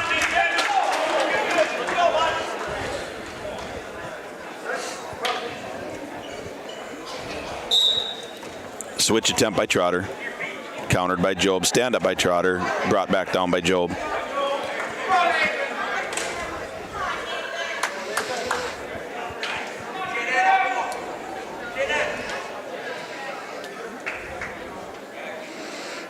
Job looking for a cradle.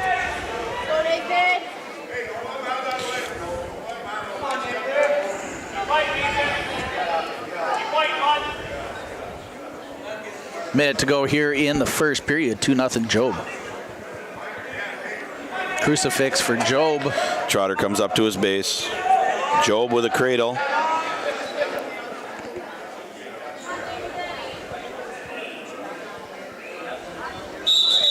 And potentially dangerous on that knee.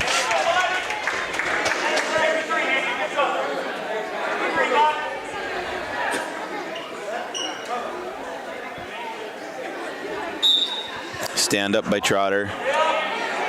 Fighting hands, looking to get loose, and does.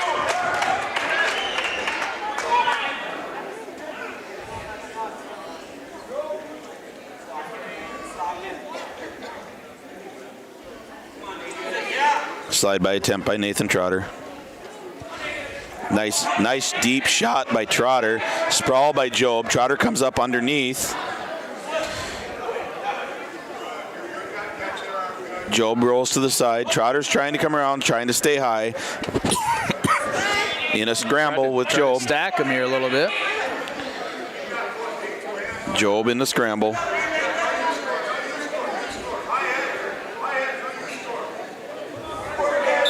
And a stalemate. 4 seconds left in the first period. Score 2-1. Job over Trotter. My voice went really fast. I'm not in wrestling shape yet. That'll be the end of the first period. 2-1. Justin Job over Nathan Trotter. Job takes a down position. Start the second. Trotter with the big A on top on the right. And that'll be a caution on Trotter. Hand position on the stomach. Spiral right attempt by Trotter. Job comes up. Lift attempt, a mat return for Trotter. Brings Job back to the mat. Trotter hugging the hips.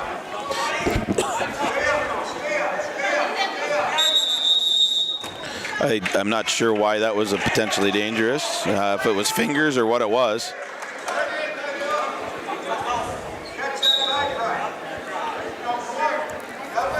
Stand up, Trotter, trying to bring Job back to the mat. Tries the outside switch, he's just going to cut him loose. 3-1, Job over Trotter.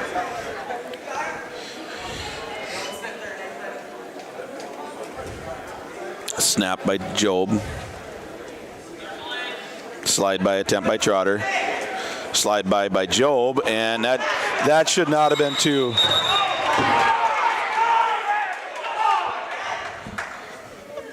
That should not have been two. They were off the mat.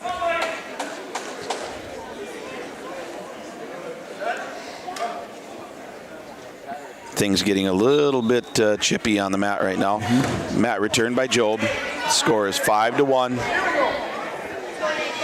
Big crossface by Job.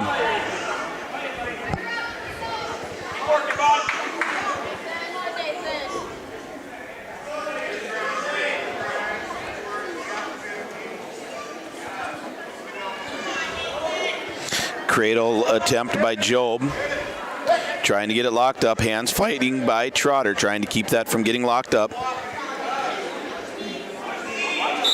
And potentially dangerous on the knee.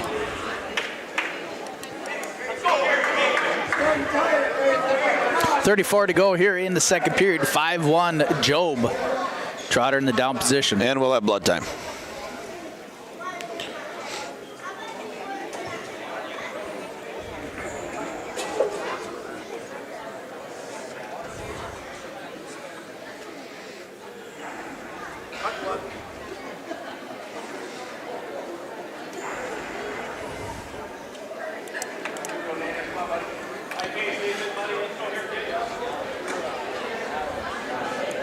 Thunderhawks beating the Gobblers right now, 38-0 here.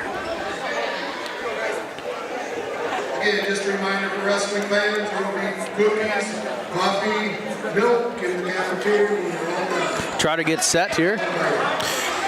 Job switches to the right at the last second, and we're going to have a caution. Is it going to be on green? It is. They're going to call a caution on Trotter.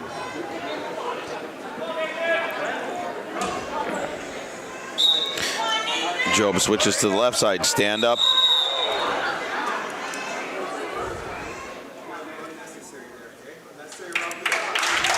And there's an unnecessary roughness warning against Job, and 1 point awarded to Nathan Trotter. That was for the intentional lift.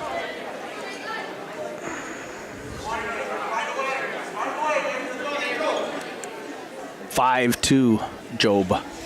19 to go here in the second.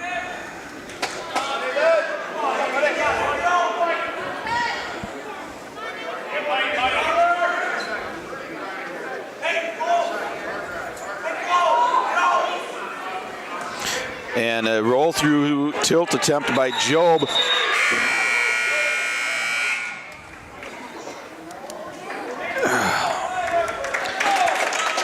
And that one sprung Nathan's back a little bit. He battles back injuries. Trotters to take the down position, 5-2. Job. Trotter tries to come up. Job keeps him down. Ankle drive breakdown. Knee trapped on the right side.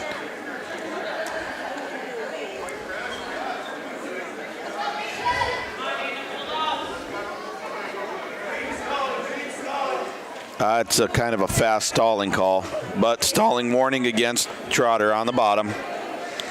Comes back to his knees. Trotter trying to set up a roll again. Trotter trying to work to his feet. Job doing kind of what coaches told him, is to keep Trotter down and not give up any points. Trotter comes to his feet. Back down goes Job with a spiral ride.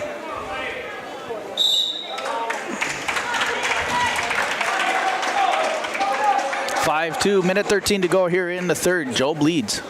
Trotter's in the down position.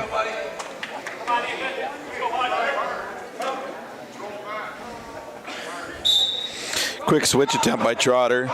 Job keeps him down. Score 5-2.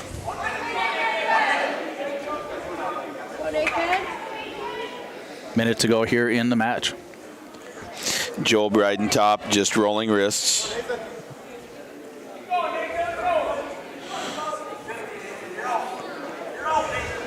Trotter just having a hard time getting control of the hands, and Job doing a good job keeping pressure on Trotter, keeping him down.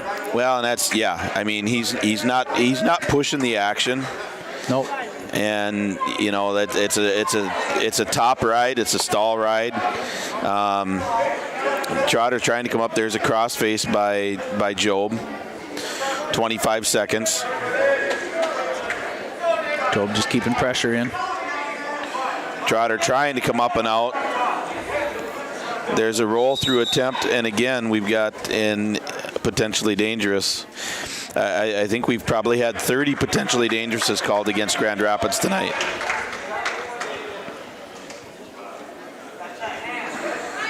$16 to go here in the match. And we'll have a caution against Job.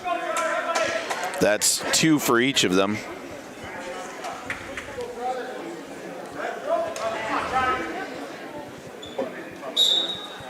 Stand-up attempt by Trotter. Countered by Job. 10 seconds. Job gets Trotter flattened out.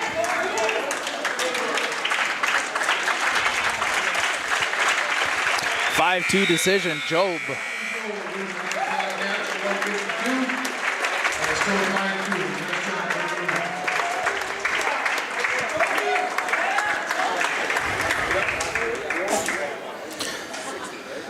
Now we move up to 160 for the Gobblers. It's going to be Kenny Erickson. Now we're at 160 for Grand Rapids. Warren Ritter. And for the 8 Kenny Erickson. So is this Ritter and Erickson? Warren Ritter. Yep. Russian arm tie for Erickson. Ankle top single for Erickson, coming out the back door. Sits, freezes ankle. And a roll through attempt by Ritter. And there's a step across by Erickson. And he's got Ritter on his back. And that is very tight. Minute 20 to go here in the first. Kenny's working the stick Ritter.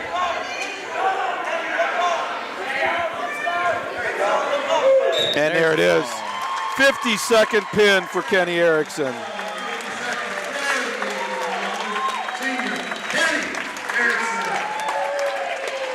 And he breaks us of that schneid.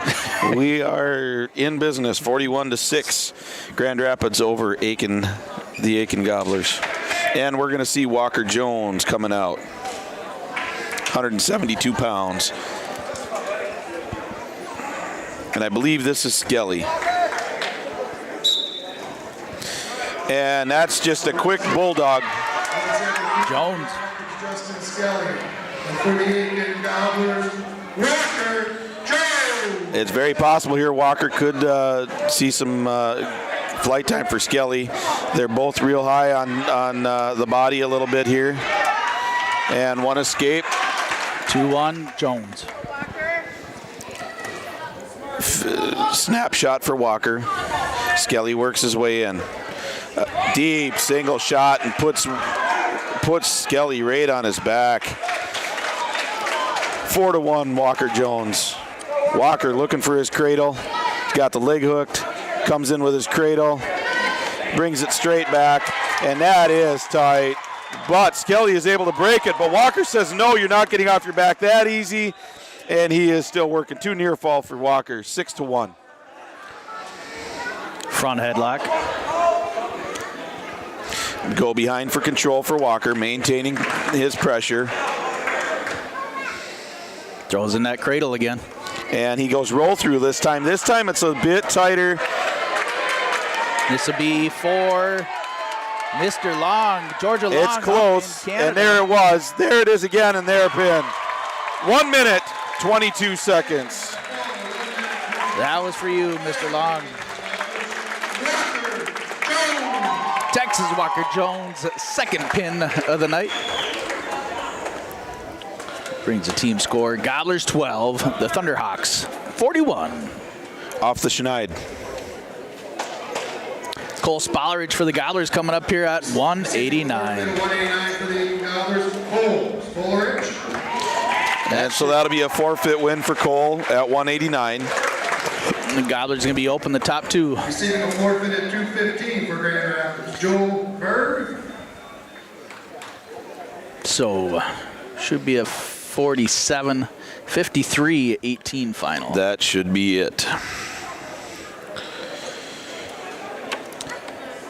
And that'll be it for the night. Let's take a look at it here, Lance. I think we'll go right at start at the top here again. We'll work our way down. Gobblers really struggled here with this duel against the Thunderhawks. They're starting off Hutchinson over Killinan. Hutchinson picks up a fall in a minute 3. You know, Weston actually really dominated that match. The gainsay there is that Weston just got high when he was riding legs, and when he did, Hutchinson was able to stack him and get the pin. 114, Gobblers were open, but Ben Marshire got the 6 there for the Thunderhawks, brings it up 12-0. Yep. At 121, Andrew Huddleck took on Seeley. Yep. You know, Andrew went out and wrestled hard. You know, he got after Seeley, but Seeley was just too much. Got an early pin at 1:43. You know, Seeley just too much experience for Andrew. 127, Maddie Stroh lost by tech fall to Asher Brennan. Yeah, you know, Stroh is game. She is tough, but you know, Brennan's strength and his power was just too much for Maddie tonight. Christian Jelly tech falled Noah Rucker. Okay, so here's what I'm gonna say about this one. Jelly's an aggressive guy, you know, and he's fast and he's powerful and he pushes and he moves and he puts up a bucket load of points. But here's the deal. Rutger has only a couple years wrestling experience, and he ran out there and he wrestled the heck out of it and stayed toe-to-toe with one of the most aggressive guys that we see in Christian Jelly. And so I'm going to give a hats off to Noah Rucker on this. He did very well. He fought off his back for 5.5 minutes. Yeah. And did a very good job. Yeah. Moving up to 139, Jackson Klein lost by fall to Alex Lehman. Lehman's a tough kid. You know, Jack came out and went after him on some takedowns, almost got a takedown, gave up a takedown, gave up, almost got another one, gave up one, was in on one, and then he held on to his defense too long, got himself trapped into a near side cradle, got turned over and pinned. And when it's that tight, there's not much you can do about it. Lehman's a tough guy. You know, he's ranked in the state. I think, he's ranked number 3 in the state. The guy's tough. But Jack went out, wrestled with him, and just let himself get caught in that front cradle. As we bump up to 145, Nathan and Garrett switch roles right there. Garrett Trotter took on Jack Wolf. You know, Wolf is an 8th grader that doesn't wrestle like an 8th grader. You know, that kid wrestles with so much experience of body position and pressure and hand control, and Garrett was game. I mean, he went out there and he wrestled, and it was 13-0. You know, but Wolf is savvy beyond his years on the mat. It's a little bit like Jacob Williams back then, right? Yeah, right? yeah, a little exactly. bit of knowledge and just heads up. Yes. Then we bump up to 152. Nathan Trotter, Justin Job, 5-2 decision in favor of Job. That was kind of the match of the night. I got to agree with you. You know, we knew it was going to be. We know what Nathan brings to the table, and we certainly know what Justin brings to the table. We've watched that kid wrestle since he was 6 years old. You know, and we know that both those guys are going to come out and they're going to leave it on the mat. And we saw that tonight. You know, Nathan didn't back down at all, and gave up a close decision, 5-2. Tough match. Bump it up to 160. Kenny Erickson breaks the losing streak for the Gobblers over Warren Ritter. 52nd fall. You know, and that match right there epitomizes what we've been talking about with Kenny Erickson. He is unorthodox. He is flippy-floppy. His kinesthetic awareness, and that's just knowing where your body is and what it's doing, his kinesthetic awareness is off the charts. Kenny just has the stability to float and know where his arms are and where his legs are and how they are, and really, it's just uncanny. And he put it on the table, a 52nd pin. And Walker Jones bumps up to 172, picks up a fall in 1:22 over Stelly. One of the nastiest dudes on the mat. If I was in high school right now, I would not want to wrestle Walker Jones. He is tough. He is nasty. He is in your face. He has a Staples quality cradle. You know, well, true. Nothing better than the Dravis cradle. You know it is. and he runs the cross race cradle better than anybody else I've seen in 10 years. He just runs that leverage and keeps it in nice and tight. And his hips. And he maintains control of that inside arm, and he extends his arms, and he keeps that knee in the side, and it looks like it just hurts. I wouldn't want to be there. No. Yeah, awesome. And then Cole Spollerich for the Gobblers, a 189 young kid, steps up. He picks up a forfeit there, and then the Gobblers give up a forfeit at our 2 top weights. Two at heavyweight. Final score, Gobblers fall 18-53. Overall tonight, the Gobblers also fell to Ogilvie 30-45. Yep. And then the Thunderhawks smoked the Ogilvie Lions 61-3. Yep. Grand Rapids definitely in early season form. They look really, really tough. The milk can will go up to the Thunderhawks again. That traveling trophy between the Gobblers and the Thunderhawks. Again, the Thunderhawks take it back home up north there. Gobblers in action tomorrow night here at the Jackhammer over in Pequot Lakes, Pine River Bacchus. The road crew host it, and they'll be traveling over there next week. The Gobblers later on will be back on YLE. We'll be up at Rock Ridge. It's a 2.5-hour drive. The Gobblers will be up there for a duel. Yep. So what are we thinking here? I think we're going to take a break, and we'll get some ads in, and we'll think about that wrestler of the night, the big deal, and the Enbridge Energy wrestler. All right. Quick short break here. Here's a couple ads from YLE.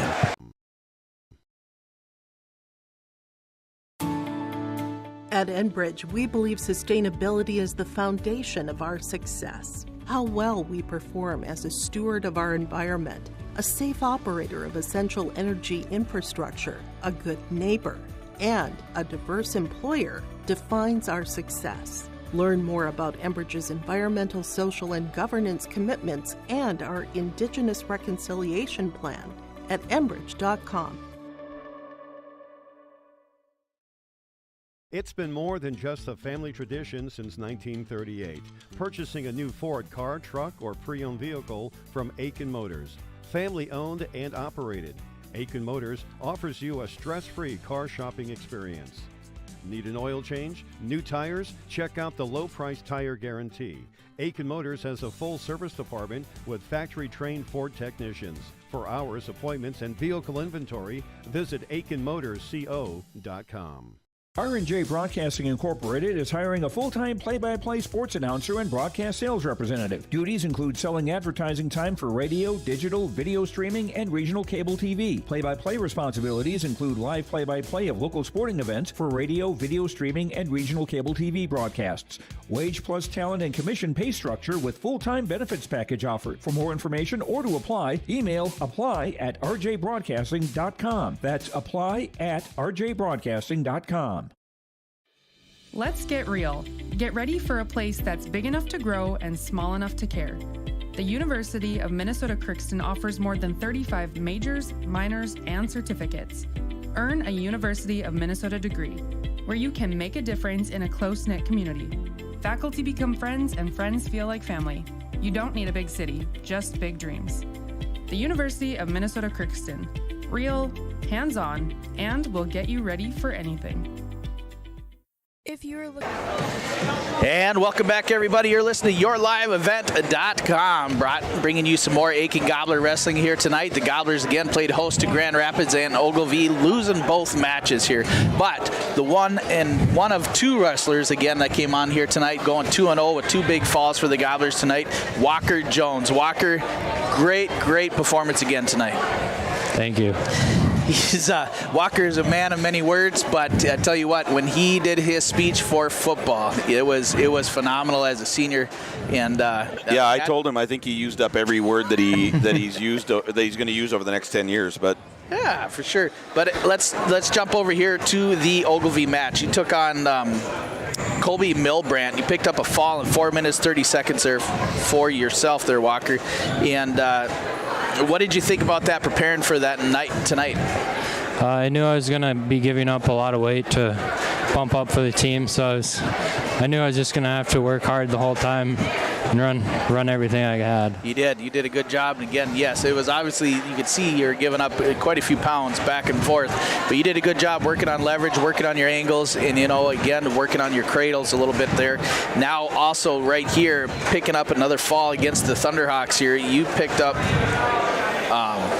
It was wrestling Skelly. Yep. Skelly. You picked up a quick fall in the first period there in minute 22. You were just throttling them back and forth and just got after it again, caught him in that cradle. Yep. What other moves do you have besides the cradle? Not much, but that's the only one that matters, right? That's the only one that works. Yeah. Yep. Well, it's really awesome. It's good to see you out here again, a senior leader for the Gobblers, a huge impact that you give to all the underclassmen here, and a great leader as a senior. I know you have a lot of people down in Georgia and Canada, and everybody else is traveling, following you, and friends and family. Is there anything you want to say hi or anything you want to say on your behalf to them? Yeah, I guess thank you all for watching. It is cool. That's one of the awesomest things about the YLE and RJBroadcasting.com is that we're able to get all these awesome sports. Again, thank you to all the sponsors that get out there. And John, you got anything else for the Walker Jones? A big deal of the night. Big deal tonight. Walker, last year you had some challenges in the season. A couple of real big injuries, one mid-season, one at the end of the season. And I've had some conversation with you, had some conversation with your parents. What have you done mentally? I know you went through all the therapies and all of those things to get ready. What have you done mentally to get yourself ready for this season? I just believed in all the work I put in, so I knew I wouldn't be scared to go out. Just knew that what I did was going to work, and that's all it took. So it's just, I'm going to do it. Yep. I've got the work in. Yeah. All right. Believed in myself. And you feel ready to be out there, and you're going to go. How far you want to go?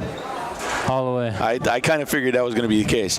Hey, you know what, man? I can't tell you how glad I am to see you out there. I'm so glad that you're doing well, and those things are behind you. So keep it up. Keep working hard, man. Yeah, thank you. Yep. Again, thank you for being a Cowboy there. Texas Walker Jones here is also an awesome team roper there. He won a little bit of money up at the FE Rodeo here this year. And, again, hats off to you, Texas. Yeah, thank you. All right. Yeah, it's Texas Walker Jones for the Aitkin Gobblers there, wrestling night, going 2-0 tonight here on yourliveevent.com here in the Noel Bailey Wrestling Room here at the Old Barn. We're going to take another quick short break, I hope, here, unless we can get a hold of Kenny Erickson. Otherwise, have Coach Hills go. I don't see Kenny around, but Coach Hills is going to try to get up here and get on the air also. You want to yell at Coach Hills? Hills! Hills! Hills!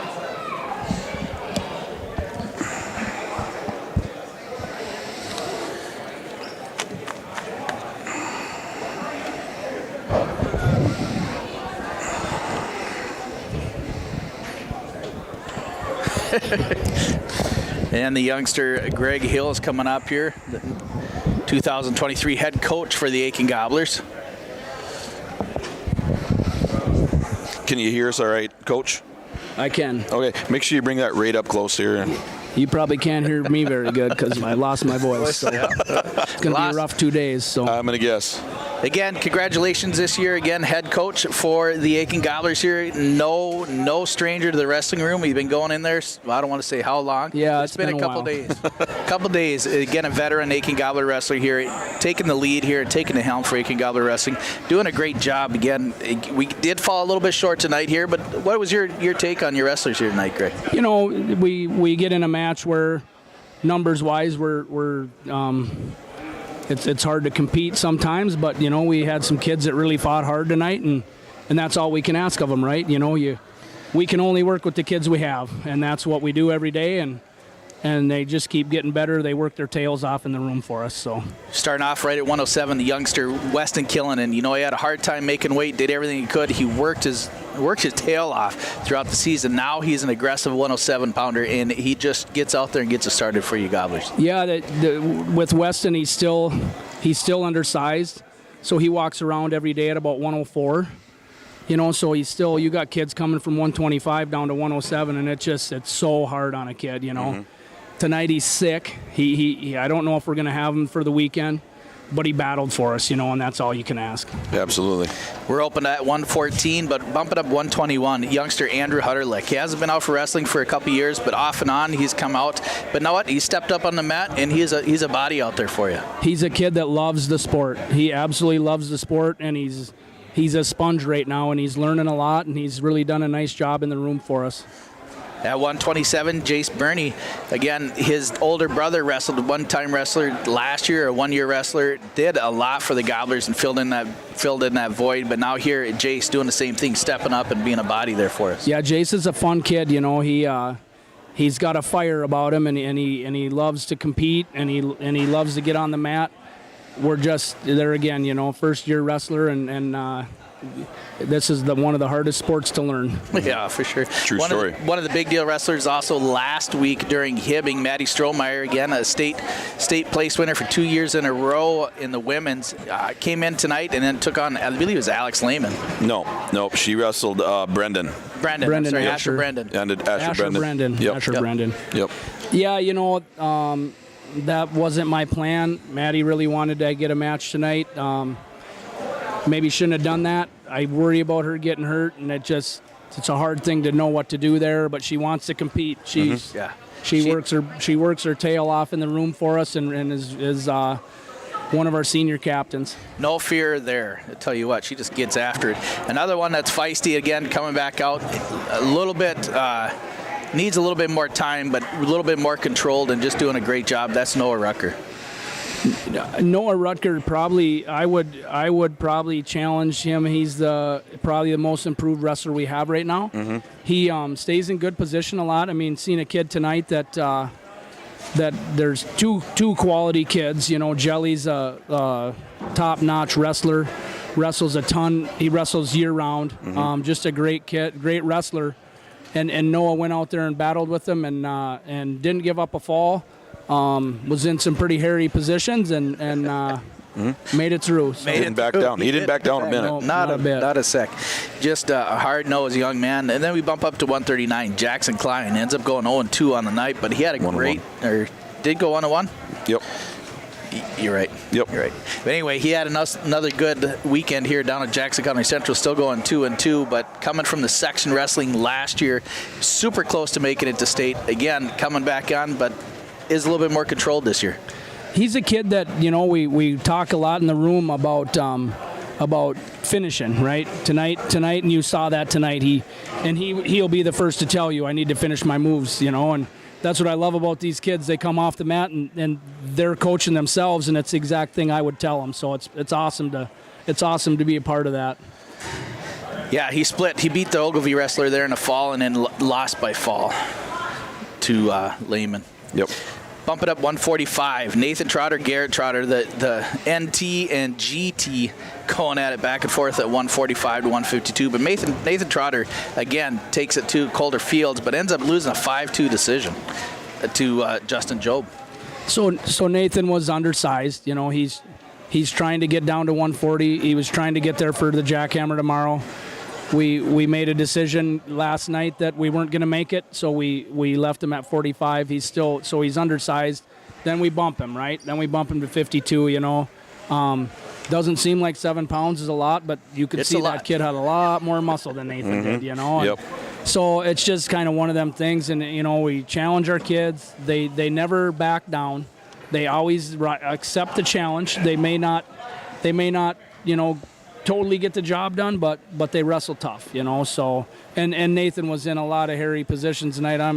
I'm just glad to get out of that one still Not healthy. Hurt. Yeah, for sure. Absolutely. He is. We call him worse than Gumby because some of that stuff pretty flexible between his knees and his back and his neck. It's the ref. He did a good job preemptifying and making sure to stop the match. And then Garrett Trotter, he's an 8th grader. An 8th grader at 107 is one thing, an 8th grader at 145, 152 is a whole different story. Mm-hmm. That's a whole different animal. Yep. We're taking Garrett up to the jackhammer with us. We got him in the same bracket as Nathan. I hope they don't meet because I don't want to see that match. But just a fun kid, young, wants to learn, wrestles with Kenny Erickson every day in practice, who, you can't get a better partner to learn from. and always challenging himself, and it's just a fun kid to be around. Speaking of that, Kenny Erickson again goes 2-0 again on tonight, and so far he's undefeated on the season. Kenny's funky. That kid's crazy. He does goofy stuff. You know, I kind of get after him once in a while just because it's like, bud, some of this stuff isn't going to work against better kids, and he gets against better kids, and it still works. And it's like, oh my goodness, the kid is. You can't teach what Kenny does. No, you can't do it. Nope. No, you just roll with it. But it's mindset, you know, and it's mind over matter, and Kenny has got that. Moving up 172, Cole Spollerich, the other youngster that jumps in and, you know, filling a good spot for us. Yeah, you know, Cole's been in and out of wrestling. You know, he kind of goes, he'll wrestle one year and not the next. And just a great kid to get in there and didn't have a problem. You know, I weighed both Walker and Cole in tonight, and they're wrestling 160 in the tournament tomorrow. So they weighed in at like 160.2 and 160.4, and I challenged both of them, bumping up 30 pounds to wrestle 189. You know, it's just it's crazy what these kids will do for you. Right. Yeah, that's it. It is what it is. That's what you got to do. Walker Jones, then the senior again, wrestling at 189, just like you said, and he is just fun to watch also. Yeah, he's like we call him like he's like a kind of like a Russian athlete where he just like there's like no smile. He just works. He just works, and he's like, I'm just gonna crank on you. You know, he just cranks on people. It's fun. Just one of those. I love the crossface cradle. Yeah, for sure. That is it. Again, the Gobblers a little bit light there. Nobody at 215 or heavyweight this year. We'll see what happens. We are missing Jacob Williams. He'll be out here, coming back out, hopefully on the mat here after the first of the year. Yeah, we should see Jacob. We're gonna hold him out till about I think our first match that he will wrestle is the 5th of January. Okay. He wants to come back a little earlier, but I want to give that thing 2 more weeks to heal. Good, he's on the bike. He's been running. He's gonna and he will be a huge help to us. So that's gonna be fun. Yeah, for sure. And then tonight, the new gymnasium, the barn here, maybe call it the Bailey Barn here, the wrestling new name for the Aitkin Gobbler Barn. Yeah, that's kind of touches me in a way because I wrestled for Noel. Yeah, you and I both. It's we're a brotherhood, and it's just awesome to see something being done in his honor, and it's really great to see. And hats off to that man, as he's battling everything he can right now. And that's what I said. You know, I never had the pleasure to wrestle for Noel, but knowing him and considering him a friend of mine now, you can't ask for a better individual and a better man. And it's a fantastic way to honor a man that deserves every ounce of respect and honor that we can give him, you know, as he's battling this thing, and you know, to have that guy's back is all that we can do. So great guy. True legend in the sport of wrestling all over the state. Just a great guy. With that said, so I guess the question I got for you, Coach, you know, coming in as a new head coach and having worked with these boys for as long as you have, how do you keep these guys up when they run into challenges like this? What's your philosophy going to be on this? This is the hardest mental sport that there is, and we strive on positivity. That is the main goal, is positivity. It gets hard some days. Positivity is hard some days, but we got a great group of kids. We got a great group of a great wrestling club, a great parent group. We are just blessed in this town with just a ton of great people in our program. Whether it's getting meals ready for the tournaments, it's just insane what goes on behind the scenes for this team, you know, and learning a lot about the head coaching stuff. So, and it's been fun. It's been fun, but it's been a challenge, and it's a lot more than what I thought. But you know, we still have Coach Larson and Coach Liljenquist come in 2-3 times a week to work with our kids. It's awesome to be a part of the program right now. Good. With that with that being said, we're going to go ahead and call it a night here. Again, congratulations, Coach. You're doing a great job again this year. And absolutely. It's really fun to do. Well, all you can do is all you can do with the kids that you got, but you see the continued improvement all the way from the youngsters to the elders, we call them. And it's good to see the older upperclassmen showing good leadership skills and everything for these underclassmen. Yeah, we appreciate you guys here on this broadcast. It's awesome to have you guys. It's we got a lot of fans out state, and it's fun for them to be able to watch, and we really appreciate what you guys do for us. We appreciate you guys. It's a good time. I mean, being able to talk wrestling and talk tough is one thing, but, being able to support a program like this that carries the honor and the nostalgia that Aitkin does, it's just nice to be part of that program. Oh, for sure. Yeah, I appreciate it. Thank you, guys. Yep. Thank you. That is head coach Greg Hales for the Aitkin Gobblers here tonight. Again, the Gobblers go 0-2 on the night. They gave up some weights and gave up some time. Tough matches, but it is what it is. They travel tomorrow to the Jackhammer up in Pequot Lakes, but we will be back here at yourliveevent.com next week as the Gobblers travel up to Rock Ridge, and it'll be another good. I think it's a try or a duel up there. I think it's a duel, but then we'll be right back there that weekend too for the tournament. So we're going to actually be traveling to Rock Ridge quite a bit here next week. They've got a good program. They got some real quality young wrestlers there. It'll be a good run. And on behalf of everybody here at yourliveevent.com, RJ Broadcasting, Lance Bauman, John Klein, signing out on behalf of the Aitkin Gobblers. And thank you for watching yourliveevent.com. Thank you much.